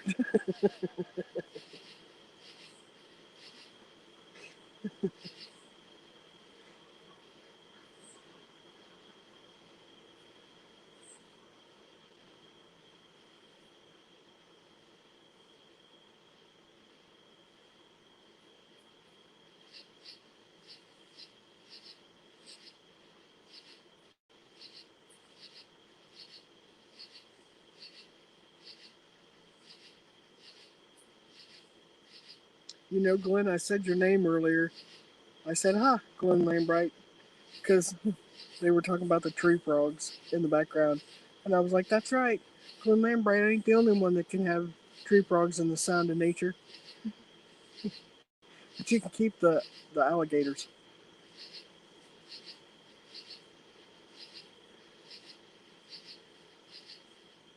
Hey, Corey, welcome in.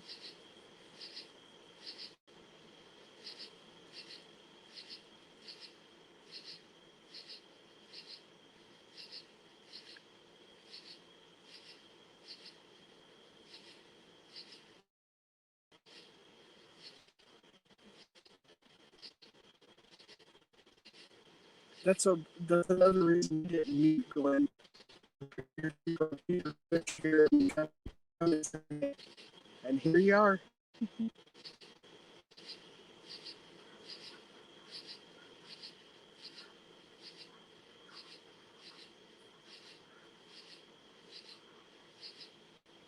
Pugface. How you doing, Pugsy?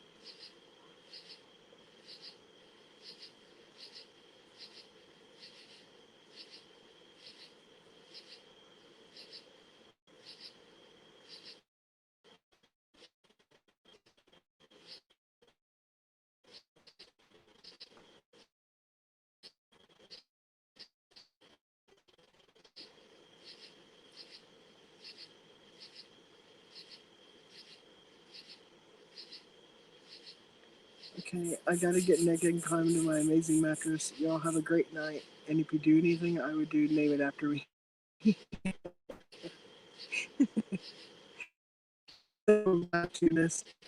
Nice to see you again. Thanks for the giggles. Have a good night. Take care.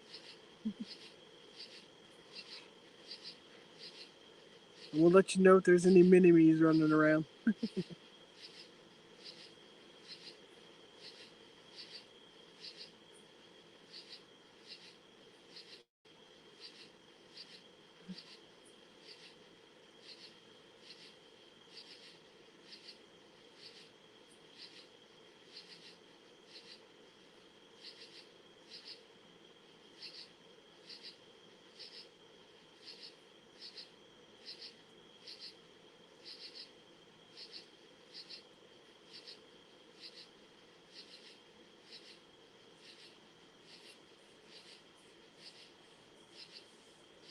So, Pugs, how's your evening going?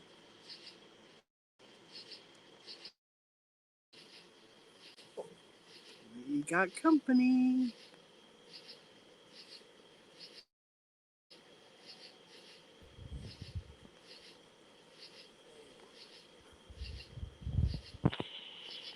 So we Good evening, Mr. Lambright. How are you this evening? I'm doing good. How about yourself? I'm doing pretty good, thank you. Sitting here and enjoying some fresh air and good company. Tina says, I know for sure there aren't any for me. Oh, well, maybe honorary Tunis?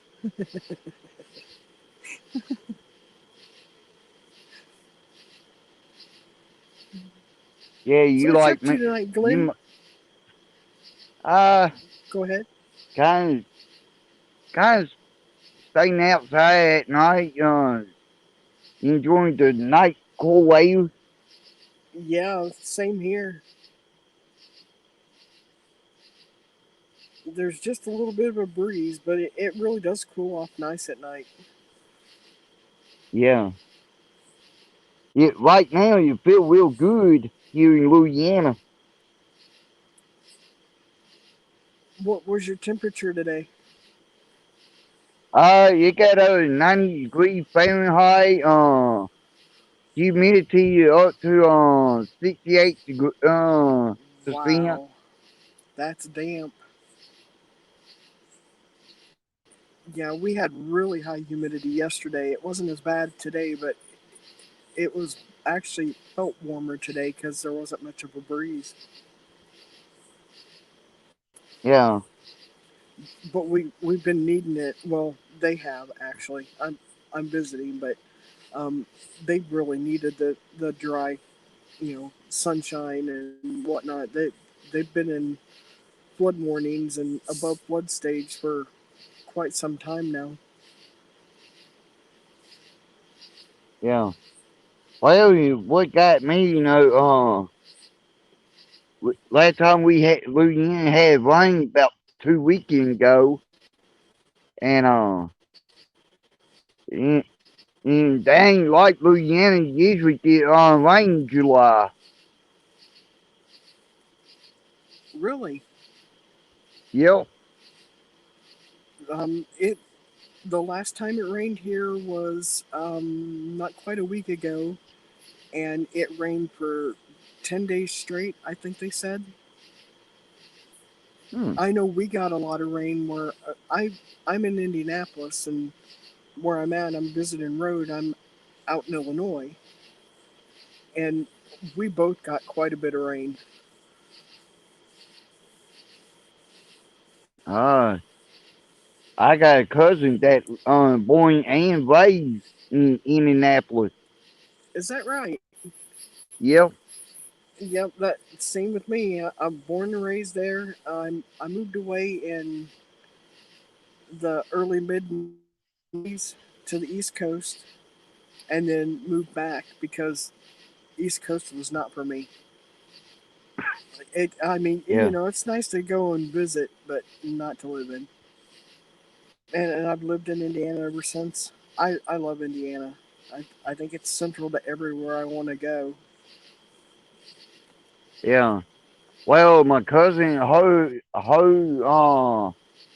mom is my mom's sister, and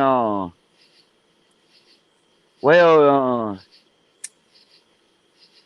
my cousin, and her dad go to that Indianapolis Speedway when they had that Formula One NASCAR go to that track, Right? and they go there just about every year. Nice. They're getting ready to run the Brickyard 400. It usually runs at the end of July, beginning of August. Yeah, 500 always runs in May, the end of May. yeah, But yeah, this is the first time since Penske bought the track that he's been able to have spectators in. Because he bought Indianapolis Motor Speedway, and right after he bought it, the world went to hell. So there were no yeah, there were no spectators. They didn't run it the first year, and then last year they ran it with no spectators, and then this year they allowed them in. That was one of the first big events that Indiana saw, or Indianapolis. Our very first was the NCAA. They let spectators in for the NCAA, and that's what started it. And they decided, since yeah, that went well and there weren't major spikes or anything, that they would let the spectators attend the 500 this year.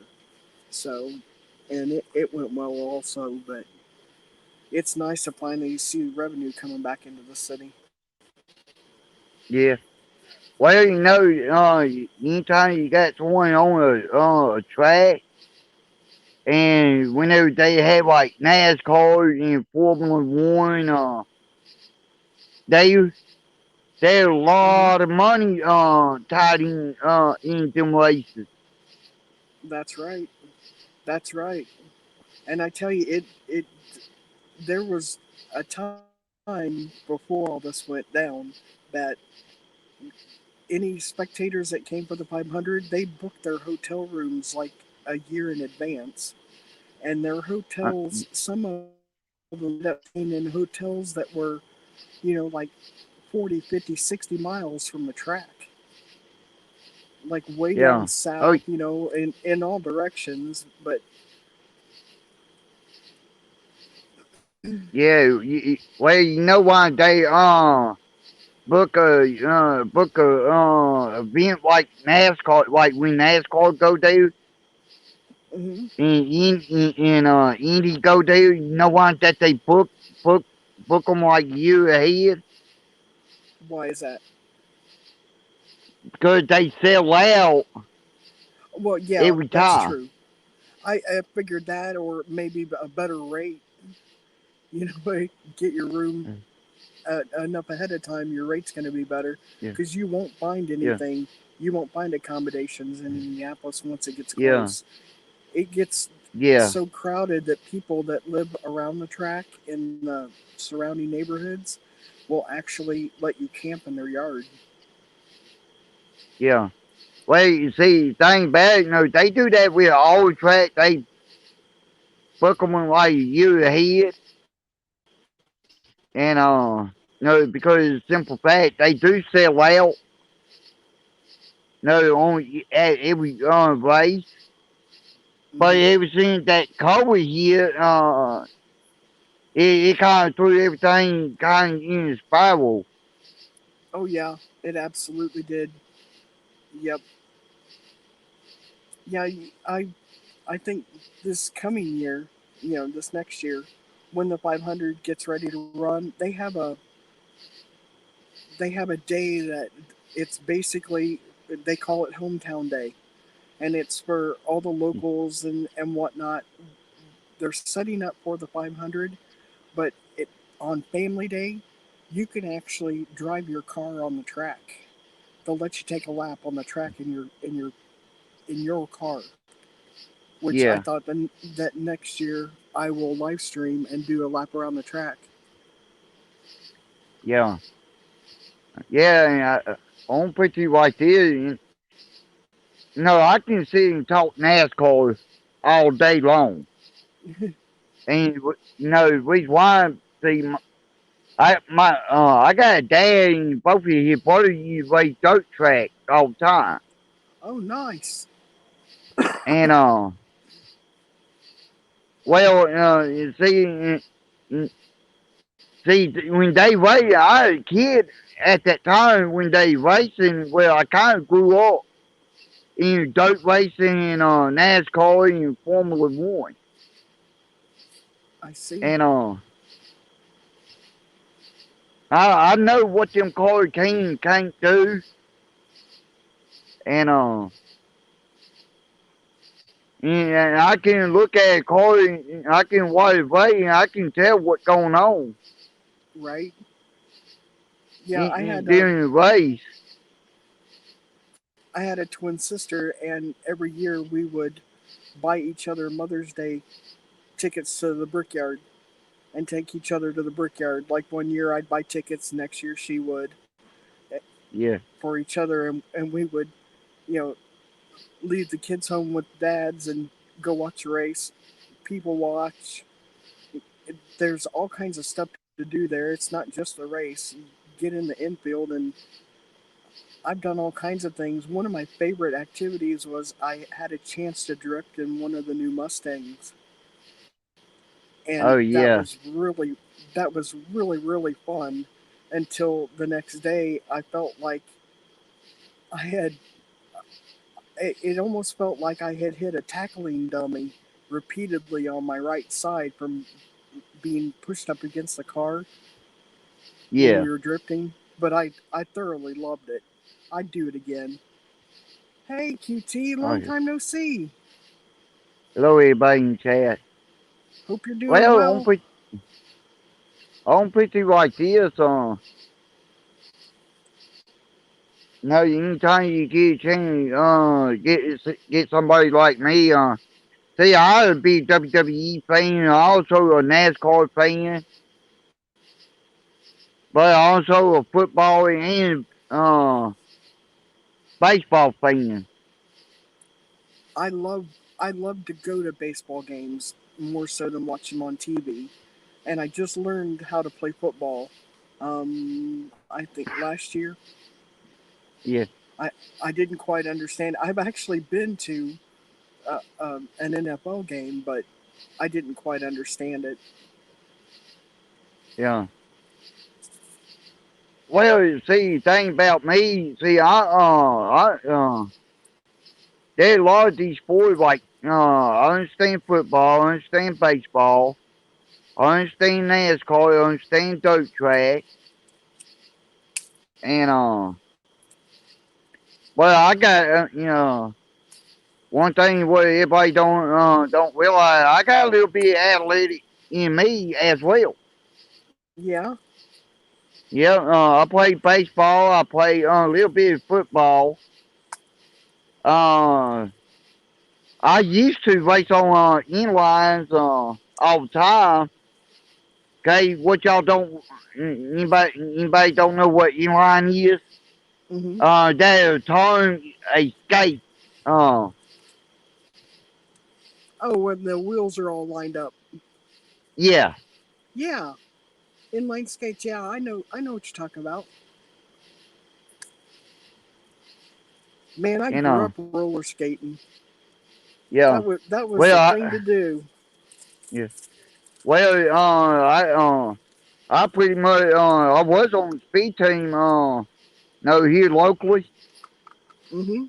and but I kind of did like more the individual than the team style. Gotcha. Competitions. Yeah. Yeah.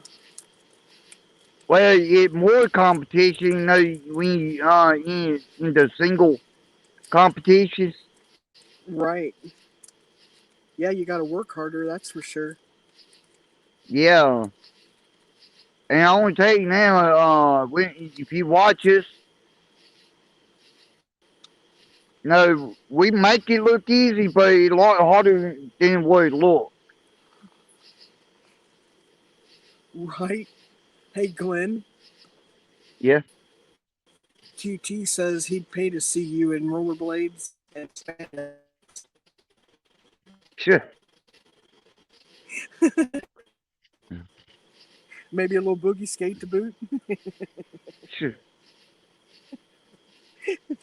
Man, when I was younger, there a whole bunch of things you could do, but on roller skate, on inline.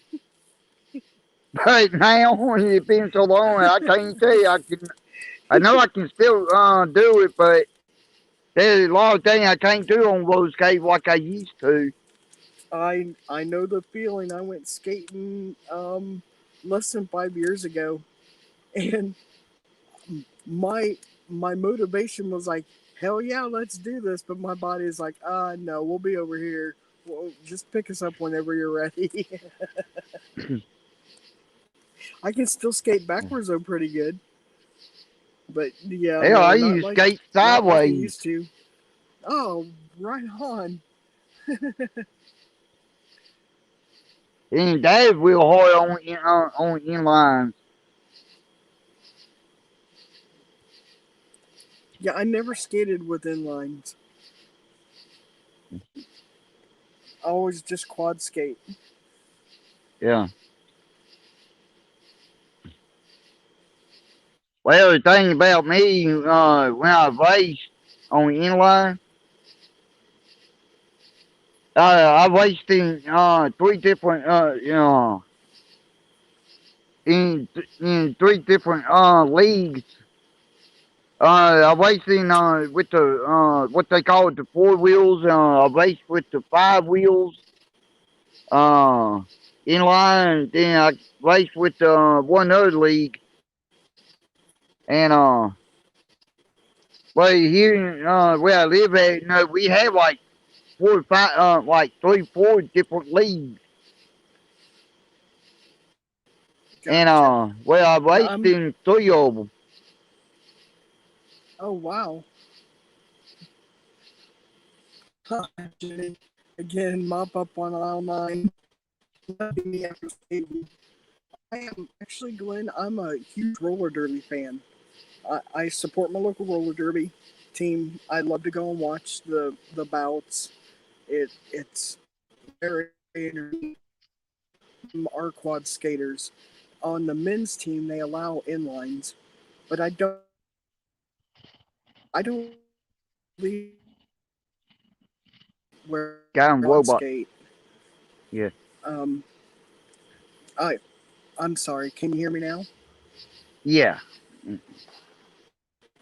Am I? Yeah, I think mostly on the women's, it's their quad skate. I don't ever remember seeing an inline.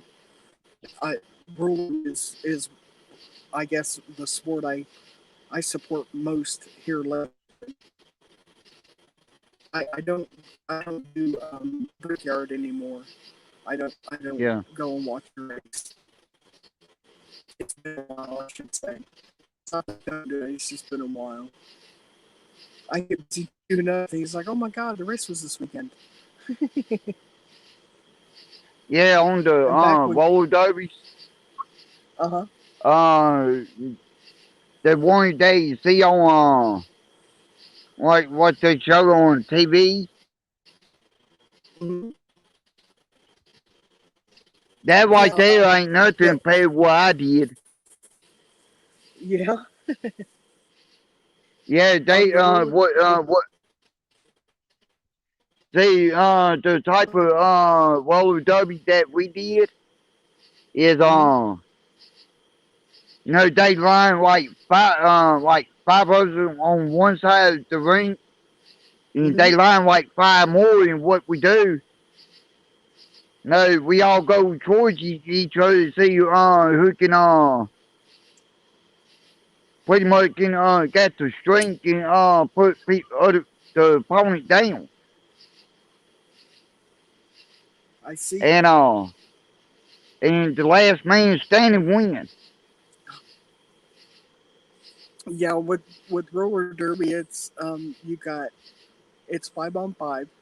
There are four girls from each team that are blockers, pivots, and there's another one, I forget what it is, but they're in front and they take off, and then shortly after they take off, then there's two jammers. They have the stars on their helmets, and they take off, and the objective is they have to skate through the pack of pivots and blockers. Once they get through there, as soon as they come back around and they start passing the opponent's blockers and pivots and whatnot, for every opponent they pass, they get a point. And only the lead jammer can call off the bout.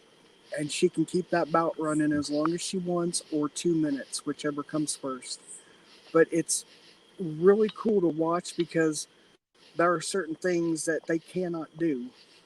It's not like the Raquel Welch roller derby stuff that, back in the day. It's a flat track. They usually skate on cement. Um, and there are things that, like hip checking and things that you can't do. And there's certain things that aren't allowed, but it does get very competitive. And I've seen some pretty spectacular crashes and accidents and injuries come from about. But it is fun to watch. I thoroughly enjoy it. I'm excited because this year will be the first year that they started back up with spectators. So when our team kicks off in the fall, I'm going to at least get in a roller derby bout and get my fix. It's been a while. Yeah. Well, you see, things like me, I don't play nice, okay? When it comes to something like that, I don't play Right. nice. Yeah, Come yeah, at you'd be me, on the I'm men's gonna go team. full. Hey, you come at me, I'll go full 40. I had my own coach looked at me real funny, and he's like, "You play hockey?" I looked at him real funny. I'm like, "No." Problem is, I won't play nicer than hockey either. Right, but see, there's actually a position in hockey where you'd fit right in. I call it the agitator. I forget what they call it, but that's your main objective. You're to engage the opponent and get get them to get penalties on them, so it shortens the number of men on the ice at a time. Yeah, Just like derby, if you can get a penalty on a player, they send them to the sin bin. You're out for 2 minutes. You got to sit there for a second and think about what you've done. It's time for reflection. yeah. Well, on pretty right there, last time damn, only time I did that in the roller derby, they hated me because I knew how to get under their skin. Because Right? I flat out tell them, hey, yeah, come at me. Let me, let's see what happens. They come at me one time. Nope, they didn't want me because what I do, I charge at them. And when I go to start a charge, I kind of back off some and let them come at me, but I move out their way and they still go down. Right? And I can't tell you how many times the opponent got penalized over that. And see the difference between that and what I watch is when the bouts are over, both teams go to an after party at whatever bar they've chosen, and you can go too and hang out with them and just drink and talk and have fun and do things that I'm sorry I can't repeat. You have to be there in order to talk about it. But it is, it's No, an like, amazing time. they don't. Well, you know, the Right? only time I did that, I made them so mad at me. Shoot. They couldn't, even after everything over, Right? But we they did mess with didn't like me. we did mess with them when we got the chance. Like before the bout, we'd go up to the team that we're playing up against and thank them for taking the time and spending the money to come see us and play us in a game and give us a show for the evening. We appreciated them being there and we wished them Yeah. safe travels, and it kind of freaked them out. And then when we finished doing that, we'd go over and buy something off their merch table, and they'd be like, "What the hell?"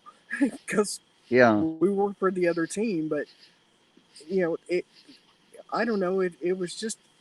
It's just a different kind of little community. Yeah, Jenny, you should check out your local roller derby. If they've got a bout, if they've got a team, go watch a bout. Oh my gosh, I highly recommend anyone check in and see if you've got a local roller derby team, male or female. I prefer watching the women skate just because I don't know, the men it's kind of an ego competition, but I I highly recommend it.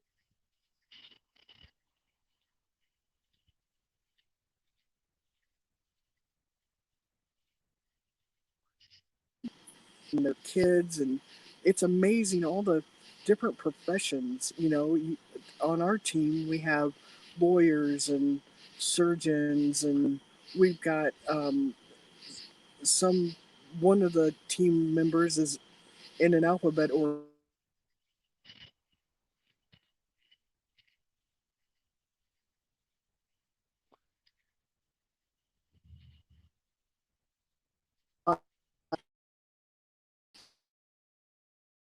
we've got like a dentist or a teacher.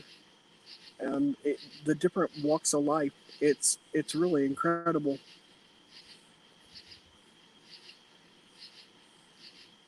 Well, on the inline races, I pretty much had my own team. Now, is that something we could check into local? Is to see if there's any Yeah. like inline skating competitions? Oh, yeah. Uh, Oh, that's cool. every state should have it. But I can't tell you where every state got the thing. Like Louisiana. I know Louisiana. Some places in Louisiana that had the single and team. Sorry for the noise. Go Oh, ahead. it's okay. Yeah. And but whenever you go join, what they do, they put you on. Most people call it beginner. I call it rookie. And what they do, they see what you know and what you can do, and they put the slowest. No, on they keep the slowest on the beginners, and they go by what you know and what you string. What I mean by string, the speed you can get, Right. and and they time you for it,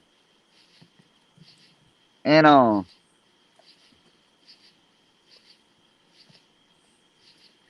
well, the thing about me,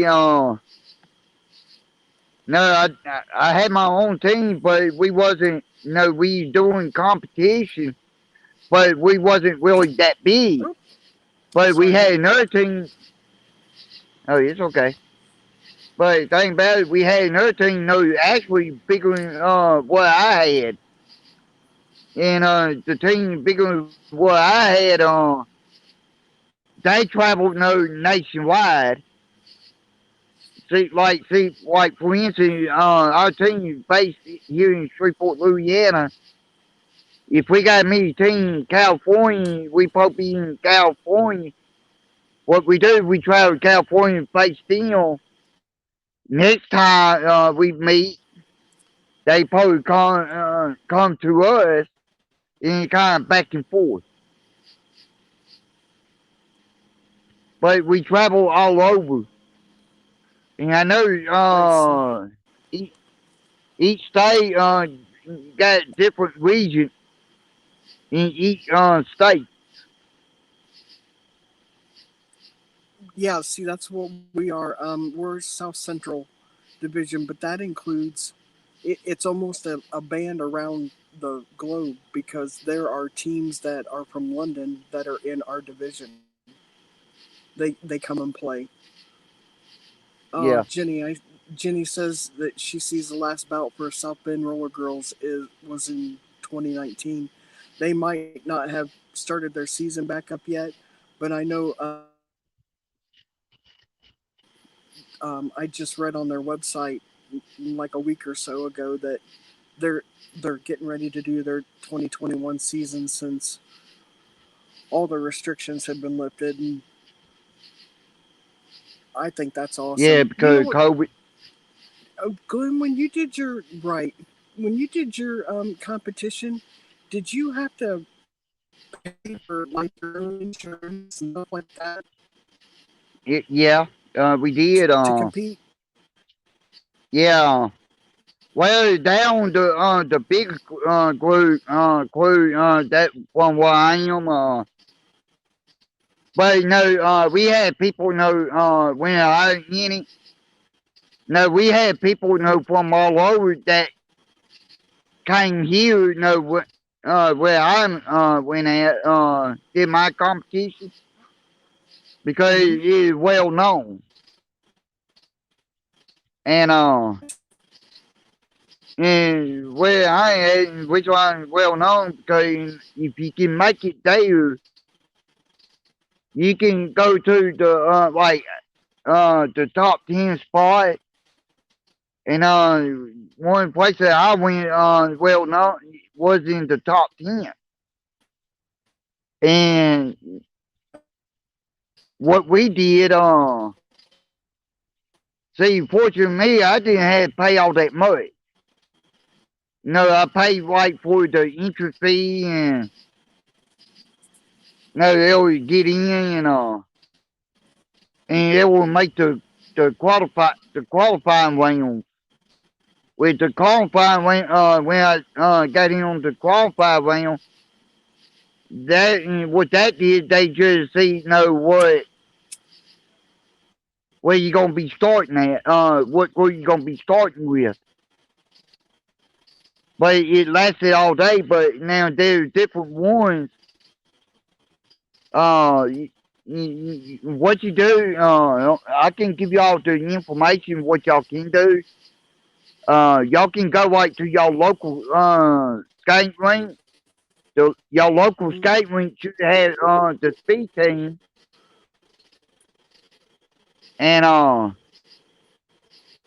and what you do, you can if y'all can find out where they like the local rink that y'all got Right. the speed team. Mm-hmm. Find out who the coach is.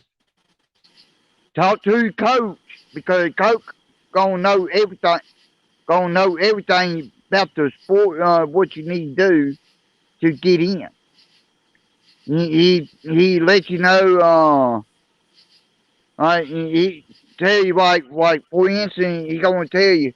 Well, show up. I give you this certain time. Show up. I practice time, and I gonna see what you gonna do. What you I Right. want to see what, and they gonna put you again with the slowest. And if he can hold you on with the slowest, he gonna keep you there Mm-hmm. until you ready to advance to the next step. With the next step gonna be in between the slowest and the fastest. And but when if you can pass and you pay your fee, be on the team, then he can tell you where I gonna start you at. till you it'll learn and pick up. Then I'm gonna advance you if you get good enough.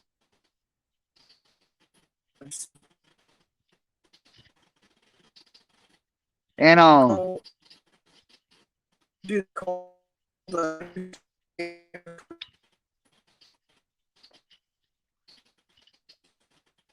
there wasn't any kind of robotic there.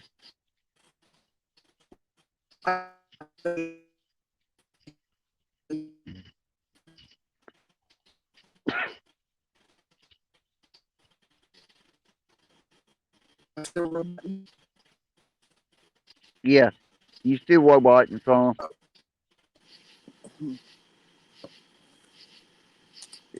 All right, there you go. You better.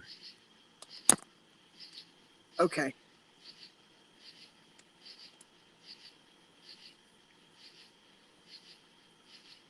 All right. Yeah, I asked when if I go ahead. I asked if when you guys get new skaters if they're called fresh meat. Yeah, yeah, that's what we called them. Yeah, that's what they call them on the derby team too. Here, I'll show you my fandom. Here, let me do one thing.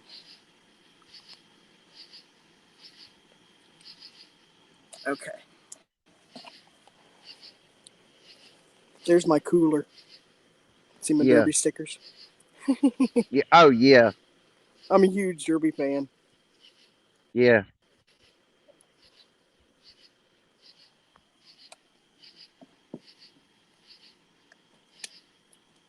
Yeah, if I yeah, had found roller derby 10 years prior to it, I'd have been skating in roller derby. I think I would have made a really good blocker. yeah, yeah. When I got into roller skating, boy, I did the derby once, and they wanted me on the team, but at that time I was doing track and field. I was playing baseball. I was also doing inline racing as well. Oh, cool. Jenny thinks that Yeah, the old guy fell asleep. mm, He might have, Jenny. He got up early today. yeah. Go ahead, Glenn. I'm sorry. Well, that it's okay. Well, you know, that like me, I get up always.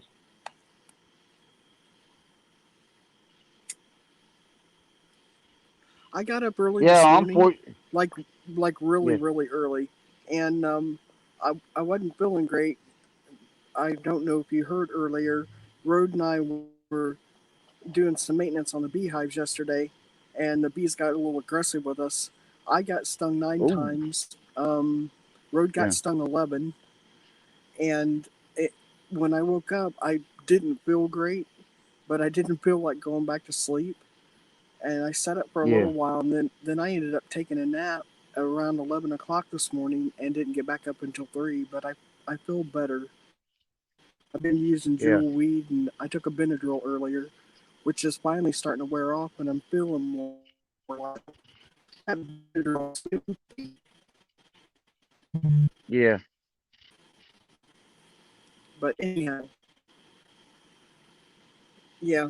You normally, so do you stay up late and get up early, or No, well, this here is about a little bit late for me, but uh huh? And what time is it there? I 11:44. Okay. Actually 11:45.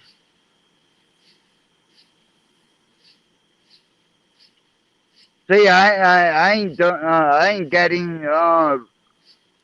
no inline racing shoe over 18 years. Yeah. Yeah. I'm I I'm did. I'm I started just go all out, keep doing it. You know, like when I got reached about 35. But I'm like, nah. There gonna be time I gonna have retire my skate and cause there's other thing that I wouldn't mind doing.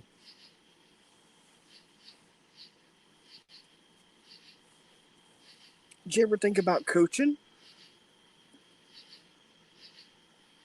Yeah, I did that before. And yeah, I had thought about get back into it, but it's just right now. I got there are other things that I like to do.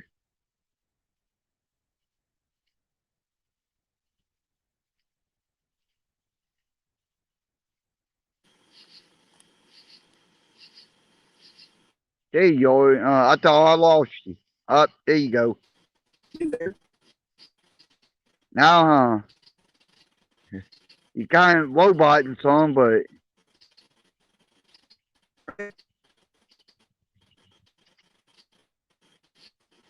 Hello, hello. yeah, you robot some. Are you muted, Glenn? Now, there you are. Oh, just lost you again.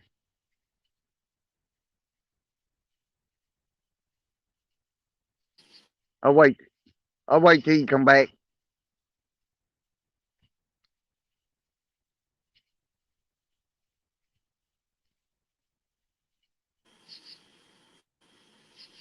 There you are.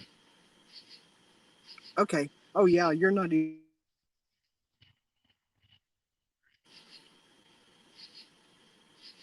Yeah. All right, what do you say before you cut out again? I don't remember. Oh, I don't know why this thing.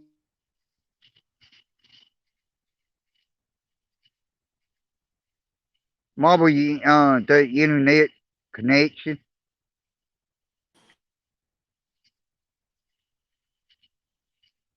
I'm running off my data because Oh, don't old feel me. guy's internet. Yeah, old guy's internet is really slow, and I don't want to get on it when he's on it or trying to use it. Yeah, And there's no way it'd be able to handle a panel. yeah. Well, I got 4G on mine. I'm doing pretty good on myself at time, but I had that same problem. Gotcha. Jenny, I will absolutely take you up on that. We will definitely do a roller derby. And what we'll do is we'll do a double header. That way we'll get two bouts in one. And then after party afterwards. Fun, fun. I promise to bring you home in one piece. But I don't know if you'll have any lasting side effects. I once partied with the Texas Roller Girls in a hotel in Colorado and got so trashed out, it took me 45 minutes to find my room.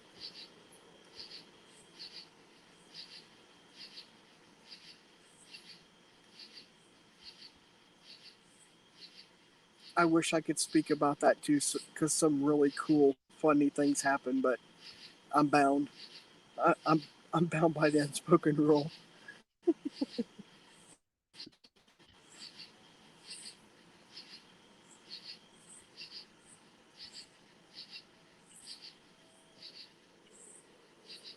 I do notice that a lot of the Derby girls end up being coaches.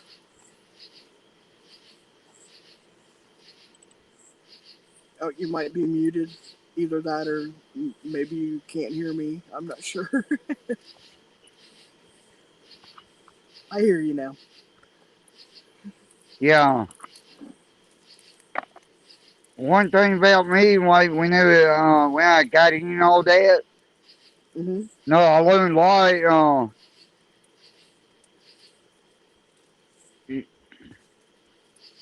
Now, I can look in like when you do the vote, the inline race, and I Mm-hmm. can look at you. I can tell you where you stand. No, how you stand. I can tell you how you stand. If you Mm-hmm. stand in the wrong way, you ain't gonna have a good story. Gotcha.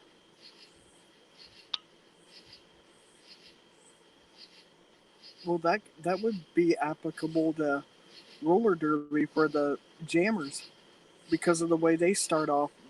The they're trying to battle to be the lead jammer Yeah, because there's only out of the two of them there can only be one. So that's going on. Plus, they're trying to get through the pack. So you've got yeah, four girls from the opposite team trying to stop you, while your four are trying to get you through. So yeah, that would be a good thing to know. Hell, you could probably cross over even if you wanted to coach for a derby team. Knowing yeah, that, and I am certain I've seen the men were in line because they do like exposition bouts where the women and men will face off. yeah, But that tells you also the men actually have to follow the women's rules because the women don't play like the men do. We're in yeah, a whole separate league. But I have seen some gnarly surgery photos and damage photos of things that happen to these girls skating. It's unbelievable. You wouldn't think it, but it's unbelievable. And I don't know. Well, usually the rest of the venues I've been to are like this, but the only thing that's separating the track from the spectators is a piece of tape on the floor, and the first three rows of people actually sit on the floor, and they call those the suicide seats. And yeah, you're 18 and over are the only ones that are allowed to sit there because girls do come off the track. So you might get a face full of derby girl every now and then. I've only sat there twice, and I got very nervous. So I do like to sit close, but not that close. yeah. Well, I'm I pretty don't. like this. When I did the inline racing, Mm-hmm. Did they get hurt a lot on mm-mm. that one? Yeah, we why we did because we miscalculated on when we like on for instance it ain't the takeoff what got us whenever we start going Mm-hmm. and whenever we get our speed up, we got no brakes on inline, okay, Gotcha. and the only way we can slow even slow down, we gotta turn our skate sideways if we miscalculate. But no, sometimes no, what get us one wheel goes out on Uh us, huh. the bearing goes out, and one thing go wrong, we gonna go down. We go down. We don't just drop. No, we go down. We slide from one side to the other. Gotcha.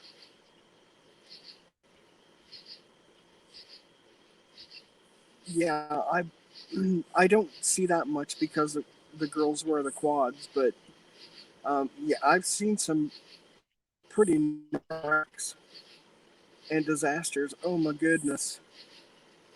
And the it's funny because I just watched Whip It right before I came here.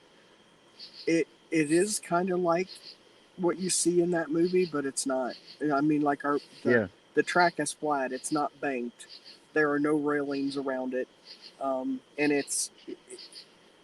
there are certain things that were extremely exaggerated in the movie, but it does give you a good idea of what you're going to see when you go. I just enjoy it. It's a fun time. It's very energetic, and I love how just like the girls have their derby names, which some of them are really really good. Um, they have each bout is it's a special theme. Like we do a Star Wars bout because at one point the convention center in Indianapolis hosted the largest Star Wars convention in the whole lineup of conventions for Star Yeah. Wars, and so we do a Star Wars um, themed bout, and Darth Vader shows up, R2D2, of course Chewbacca shows up, but it's really cool how even uh, there are officials that are on the inside of the track. The girls don't. The girls sit around the edges. They don't sit in the center. Um, in the center is where they keep the stats, and there's officials that aren't on skates. They call them NSOs, non-skating officials, that do things, Yeah. and they will dress up for the theme of the bout, which is really cool. Like you'll see Princess Leia down in the center of the track running stats, which is pretty. It's just funny, but yeah, I like that part of it. Well, I want to tell you now, if I had a chance to go back and go back through time and did what I did when I got into it, Hmm. it's a good chance if I had that chance, I'd do it. Oh, I know I would. I absolutely know I would. Yeah, Yeah, because I would have been good at it. yeah. See, the thing about it, I did cheat for a little while, about 2, 3 years. Hmm. And what I done is I had a group come to me because they just started getting into it and they want to know what the basic was. And and what I do, I start them online, and I tell them, getting precision, on starting. And all on the thought they knew how to do it, and what I done, I went one by one. And I show them, what I do, when I show them, I got that certain way I show them. And what I do, I tell them, like, look at how you stand. Now, how I stand.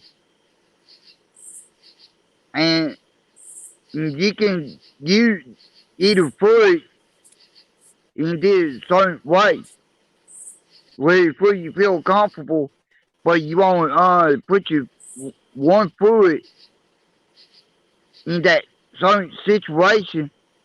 And what that do when you go start, you can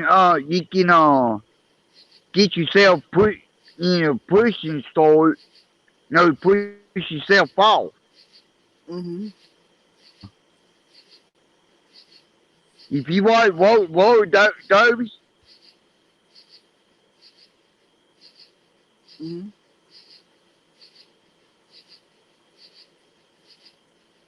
other foot pointing straight ahead. Yeah, that's one of the jammers for our team that I remember the most. Her name was Made in America. Um, she would her start off was really really strong, and he was good about cutting the inside very edge of the track to get out ahead. I always enjoyed watching her skate because she was really good at what she done. Yeah, Um, there were a few that were really really good. Well, yeah, they were all good, but there were some that were just that shine just a little awesome. bit brighter. Yeah, Hey, Lucinda, eh, welcome. Well, on PT right there, you know, that the first thing I cheat when I did about 3 years, you know, I teach them the starting point, where the starting point is the push off when they say go, and when they say go, but they didn't say go. But they did say go, but they play music as we it keep us no, Oh, it cool. help on our mind as we going, so we won't break our concentration and keep us Mm-hmm. relaxed. Gotcha. Yeah, they started ours with Hmm. a whistle. We had DJs, but they didn't play Yeah, music. But they were funny as hell. yeah, yeah. We had whistle start us off too. And when the second step when you do the get on the straightaway when you go, it it how you push all side to side, and where you shrink that when you do that, and when you go in go, if you get yourself packed down, no, get this routine packed, you just might can make the team. But if you do it just right and get yourself in the in that habit, doing that every time, it all Mm-hmm. depends how well you can do. Just like when you do that derby, it's the same way because if you watch them, they got that routine. They've been practicing that routine what they do, Right. and they they practice it a lot, and Right. they how they can do it, and they know where they mess up at.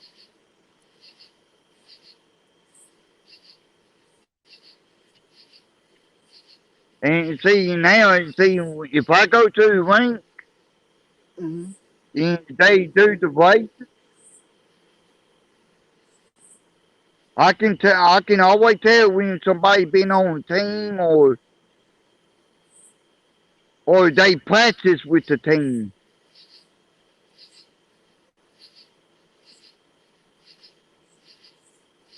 I see what you're saying.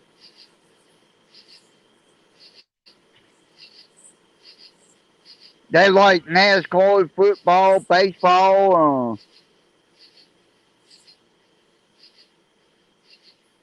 No, one thing what I do, no, I watch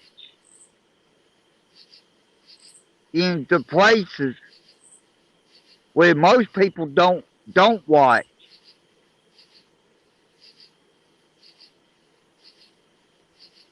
Yeah, I found in doing NASCAR, there came a point where I think I kind of like people watching just as much as I like watching the race. Yeah,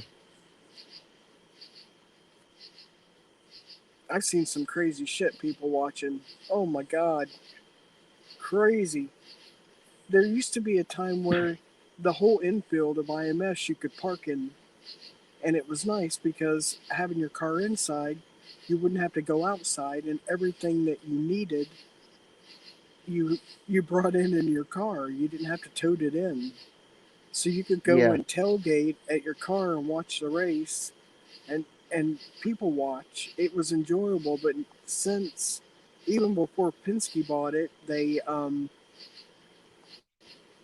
cut away over half of the parking on the infield, and they put up a glamping area with yeah, the nightly rates are insane. It's something like $175 a night to stay in a tent in the infield of IMS. yeah, So yeah, that parking's become a premium because whatever campers they have that are glamping have to park plus the few that actually get to bring their cars in. It's I think that was one of the things that I just kind of lost interest in it once that happened. And then in the last year, it'll be a year about this time next month. I started coming out here and visiting Roden Hag, and I found a second happy place. I love being out here. Fresh air, big sky, all the animals, the insects, the people that visit. It's it's just a really awesome thing. Anybody that think that this is an awesome place is, I don't know, Yeah. hard to please, I guess. Have you ever heard the phrase the glory years?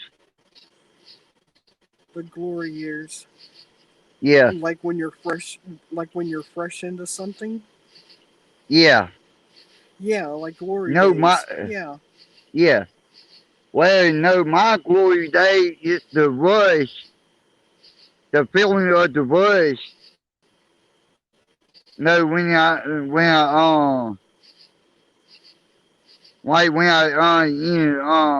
track and field, in the inline racing, playing Mhm. baseball.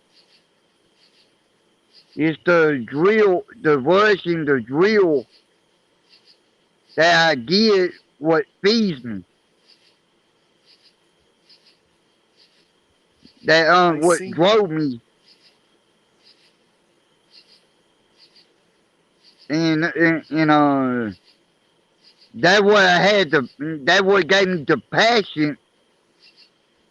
No, when I got into it. Sure. Yeah. Yeah. I That. got the whole, but no, at my age,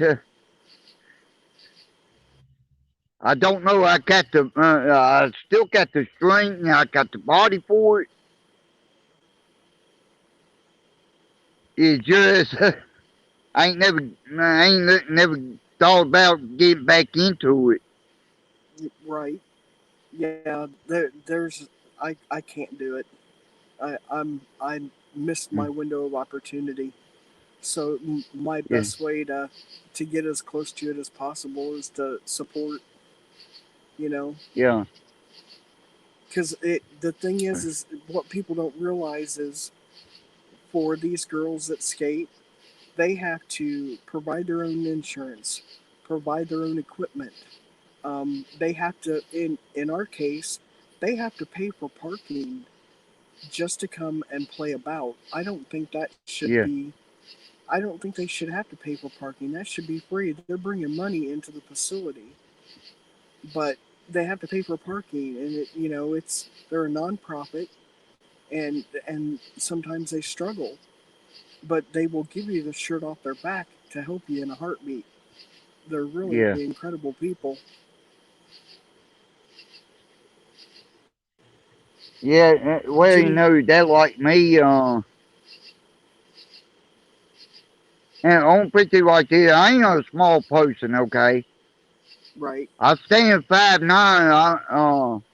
I did weigh that 215, but I lost some weight, and right now I'm down at 189. But no, I'm still a pretty good sized person. No, yeah, I still got the strength. I got the muscle. What I got, and what really helped me, get the muscle what I need when I got in doing what I'm doing. See, I live out in the country. Mm-hmm. I split it my own wood. I push mowed and weed eat by myself, no help. There's a lot of work that I did. What gave me my strength. Well, I got my passion, the glory, the rush, and the drill that I love. That that I got in, that fire that I had. Right. That Jenny Jones related by saying that that's the adrenaline that she feels when King Salmon's on the line. She knows what you experience, and yeah, Yeah, I know that feeling. I experience things like that that you know give me passion and give me motivation, and I've even experienced people that make me want to be a better person. But yeah, I totally see where you're coming from, and Jenny related beautifully. You know that rush, yeah,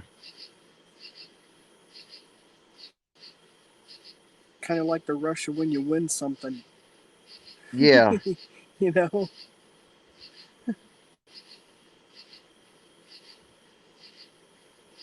Well, I'm pretty like this.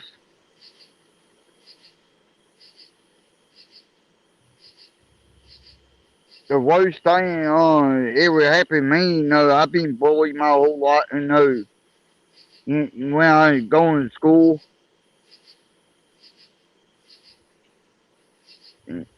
One, I want to tell you now that one damn thing I will speak out on. And here a while back, I had one person, thought he gonna be a bad ass, try to bully me.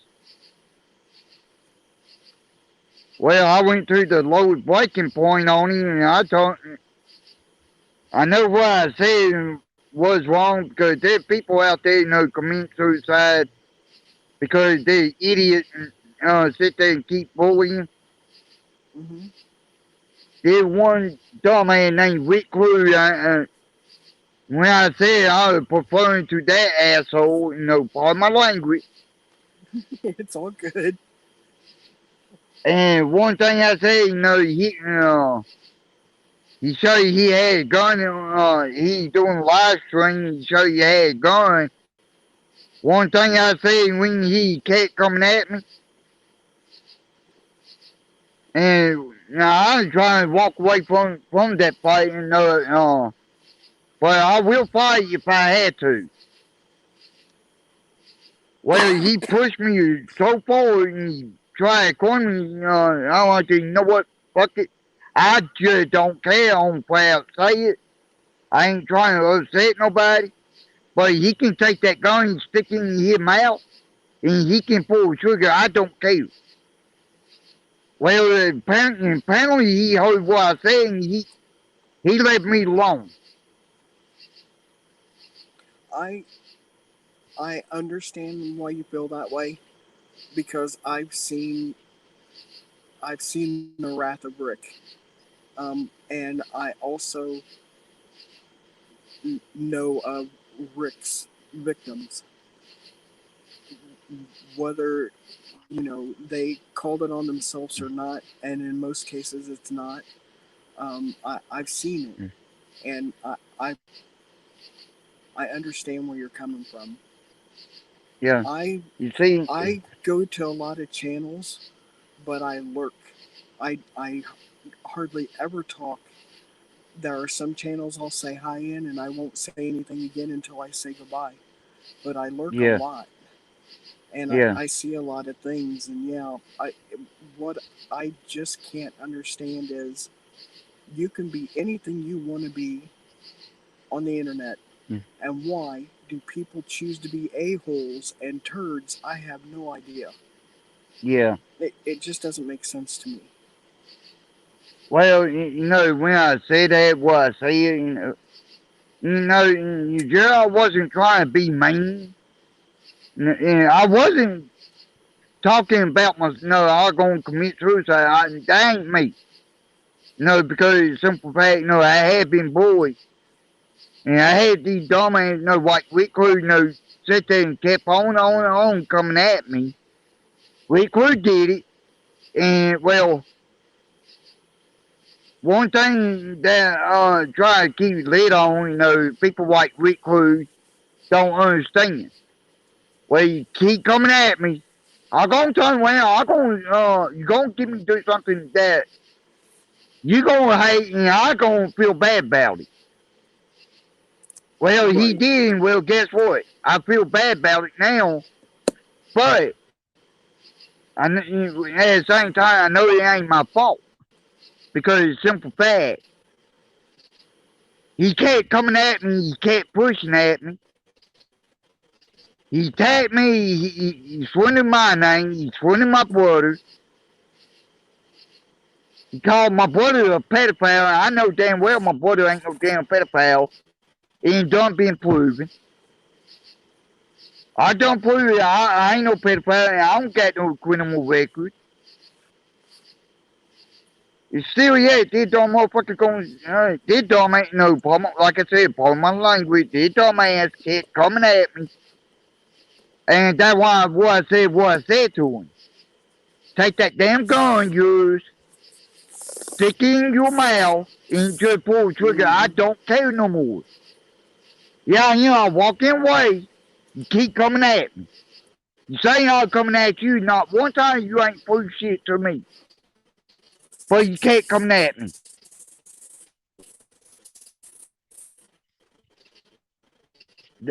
Yeah, Like I I said, think that and all the time an issue, so it's just a matter of time before he moves on to somebody else. And now since you do that, you're no longer on his radar. I see that happen a lot with all the yeah. Yeah. Well, you know, that white recruit, no. No, I stay away from people like him. But, you know, see, what we, you know, I already know the history of Rick Rude. I already know everything about him. I know he's been convicted on crime that he committed.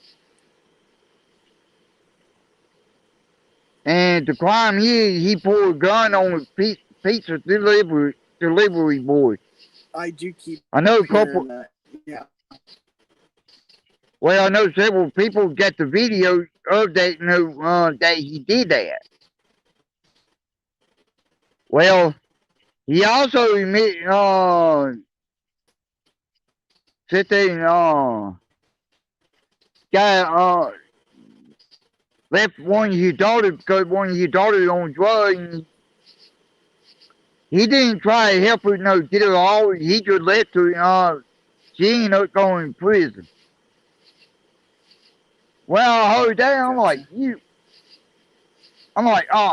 you are nothing but a deadbeat dad. Wouldn't try to help your own kid. I hear that a lot I'm too.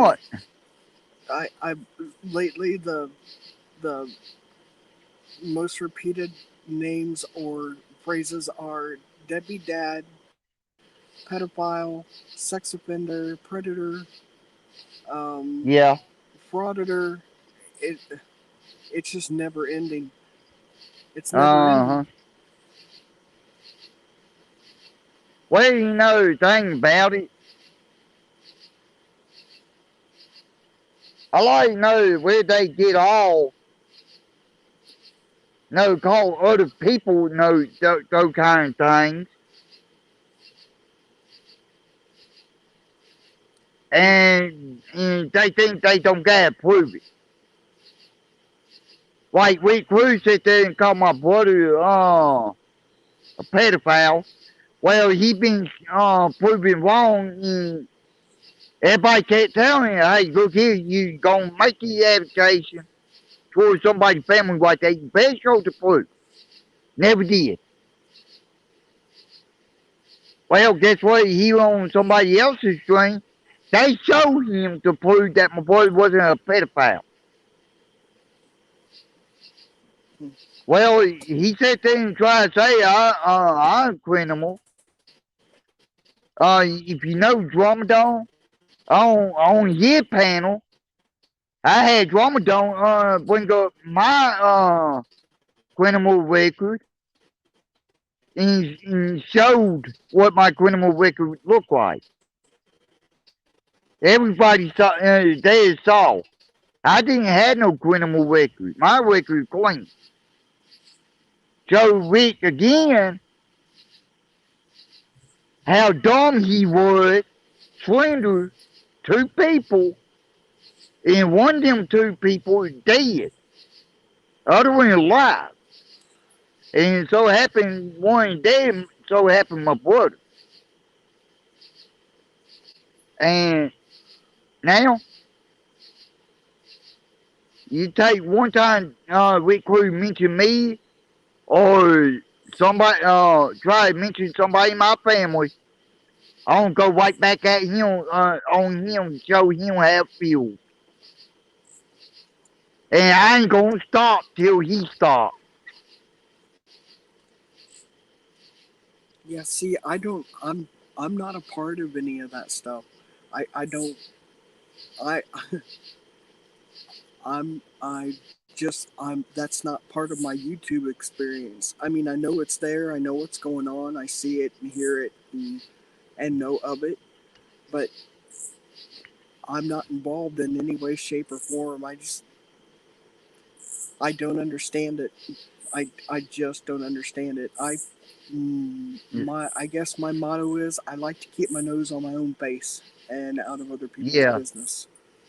You know, yeah. that just doesn't concern me. You know, that way I try to stay out of other people's business. Yep.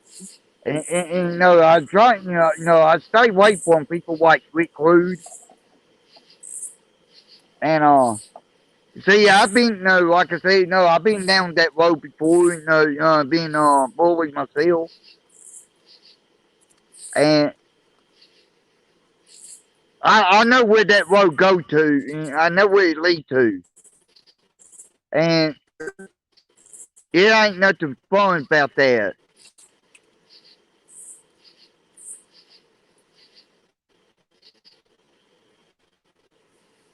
Yeah, I've seen some things take place on here that I feel really bad for the people involved.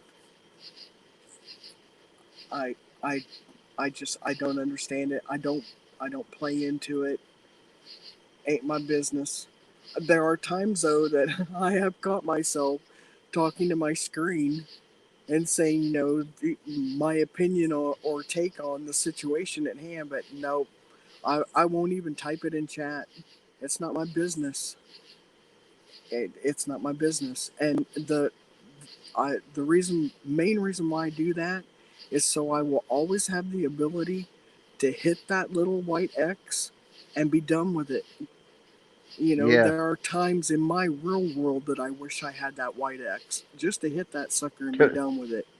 you know, Yeah. but Yeah, I know that feeling.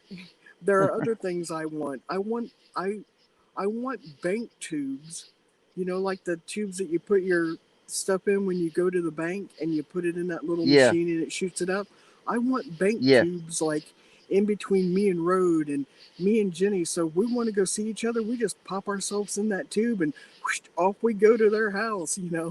Yeah. I think that would be such a cool thing to have.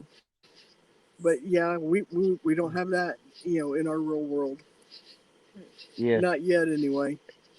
Now, well, on pretty right there, like on the Nintendo, you got that reset button. Right? That was something we had when we younger. Exactly. Yeah. See, I didn't grow up in the computer age. And it Yeah. I didn't have electronics and whatnot. I grew up outside and you know going camping. I've been camping since I was in a playpen. I mean, infancy. And Yeah. nowadays, I like having the internet because there are things that I want to know or learn about, and I can easily just click a couple buttons and I'm there. Yeah. But there's a downside to. I have a son that is a gamer, and Yeah. there are times when he gets so into the game or so involved in it that it's like he disappears. His body's there, but he's not. Yeah. And it, yeah, it can be dangerous. Sure. No, I wish I had all that when I was growing up. Oh, is that right? Yep. I don't. I'm very thankful for not having it growing up. I've Uh, learned things that kids nowadays don't know, or people, young people just don't know.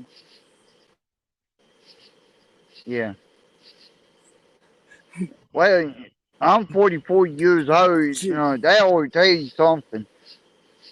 When I growing up, like the first game that they came out with, the toy. But I'm about 13, 14 when they came out with that. Yeah, And my hell, and my first and even go ahead. oh, I was gonna say my first video game was an Atari. I Oh don't game yeah, now. I don't game now at yeah, all. Like yeah, the controllers, there's way too many buttons on the controllers for me. I just don't yeah. even want to.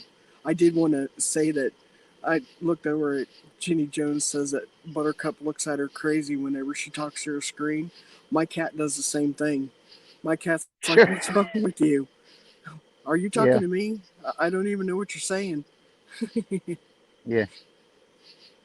But Well, on yeah, PT like this, when I was growing up, shoot, only thing that take me, and my brother, we used to play chicken on bites. We had one pair of boxing gloves. I had left handed, and my brother had the right. We probably went with the boxing glove. We found a way to keep ourselves entertainment. We got hurt, but right. we found a way entertain ourselves. But as we gotten older, we look back, ever since my brother passed away, I look back and I laugh at the thing that what me and my brother got ourselves into. Right. What the Yeah. hell we doing that for? Why the hell we did Yeah. that or done that? Yeah. I got childhood memories that are just like I treasure them. I Yeah, had a really good childhood growing up. We like I said camping every weekend. We camped every weekend and a couple times a year my family would take long distance road trips and we'd see the country and it just I'm very grateful. I had family yeah, that farmed, and I was around livestock, and I learned so much. I'm very grateful for my upbringing. It yeah, makes me be able to like now the way I camp. I kind of glamp. I'm just not like super girly. It's just it's nice and comfortable and it's clean and roomy, and I camp comfortably. yeah, And that's because of the way I was raised, the things that I got to enjoy growing up as a kid. I love to go rock hunting. I love canoe trips, and it I enjoy all kinds of things. It's not just one thing. It's not yeah, just video gaming or it's not YouTube. I don't live on YouTube. I don't. And when I come out here and visit, I usually don't yeah, have my phone on me. I know where my phone's at. I just don't carry it around with me. It's I've yeah. got other things to do, and I enjoy being out here. So yeah, No, one I'm very thing, grateful. yeah, one thing that my dad taught me, how you live off the land. Any damn thing Yes, I want, I gotta work for it. road is teaching me. Um, he's actually polishing some of my teaching with Yeah. living off the land. Since I've been coming here, I've helped process a deer. I've milked a skunk. I helped him milk a skunk. That was my least favorite thing to do. Yeah. It was amazing. It was amazing to know what's involved. But yeah, being right in the front row, nope, I'll pass the next time. But Yeah. just I don't know, like I'm grateful because I no longer have the Disney experience when I look at deer. I see deer for what Yeah. they really are, and it I kind of thank and curse Rogue for that, but I'm Yeah. grateful because it I know what's involved now, and I appreciate him sharing what he knows with me. Yeah. So Well, I'm pretty right there. there is good. If it hadn't been for YouTube, I would have never met Road. I'm Yeah. very grateful. Same with Jenny Jones. I've met her in person, and she's awesome. She's like my favorite teammate ever. Well, I'll go ahead and jump down. Thank you, let me up. I enjoyed talking with you. Oh, Glenn, it Everybody was hit so that. nice having you here. Everybody hit that like, share, and subscribe. Yes, please, and thank you. You're welcome. I will And see you on the yeah, my tubes, my pleasure is friend. coming up. I'm so Yeah. glad you did. Yeah.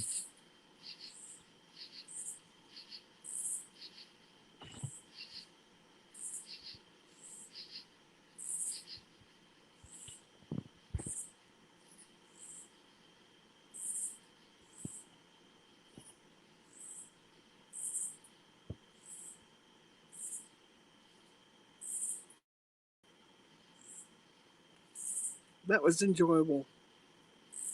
I did not know that Glenn was a inline competition skater. That was very interesting. I am rolling up on about 3.5 hours, so I'm probably gonna be shutting this thing down. I did see Road pop back in. Road, thanks for coming back. I am grateful to everyone that took the time and stopped in, hung out with us. I'm sure I'll see you next time. At least I hope to see you next time. And everybody's more than welcome to come up on panel. Jenny, you did great posting links and helping with chat. I appreciate you, my friend. I'm glad you were here.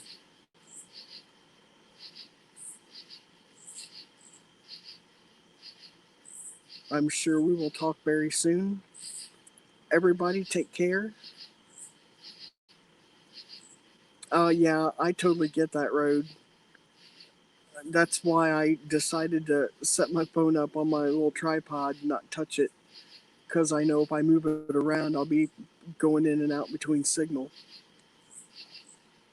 But I do appreciate you letting me do this on your channel, and especially letting me come and visit and hang out on the farm. I love being here. To everyone that stopped in, thank you so much. I will see you all on the tubes. Stay safe. As always, I'll finish up with the little, oh, little ticker thing there. Thank you so much for coming to the most boring YouTube channel and now StreamYard channel on the tubes. We appreciate you. We hope to see you again. Take care, everybody, and have a good rest of your evening. Later, taters.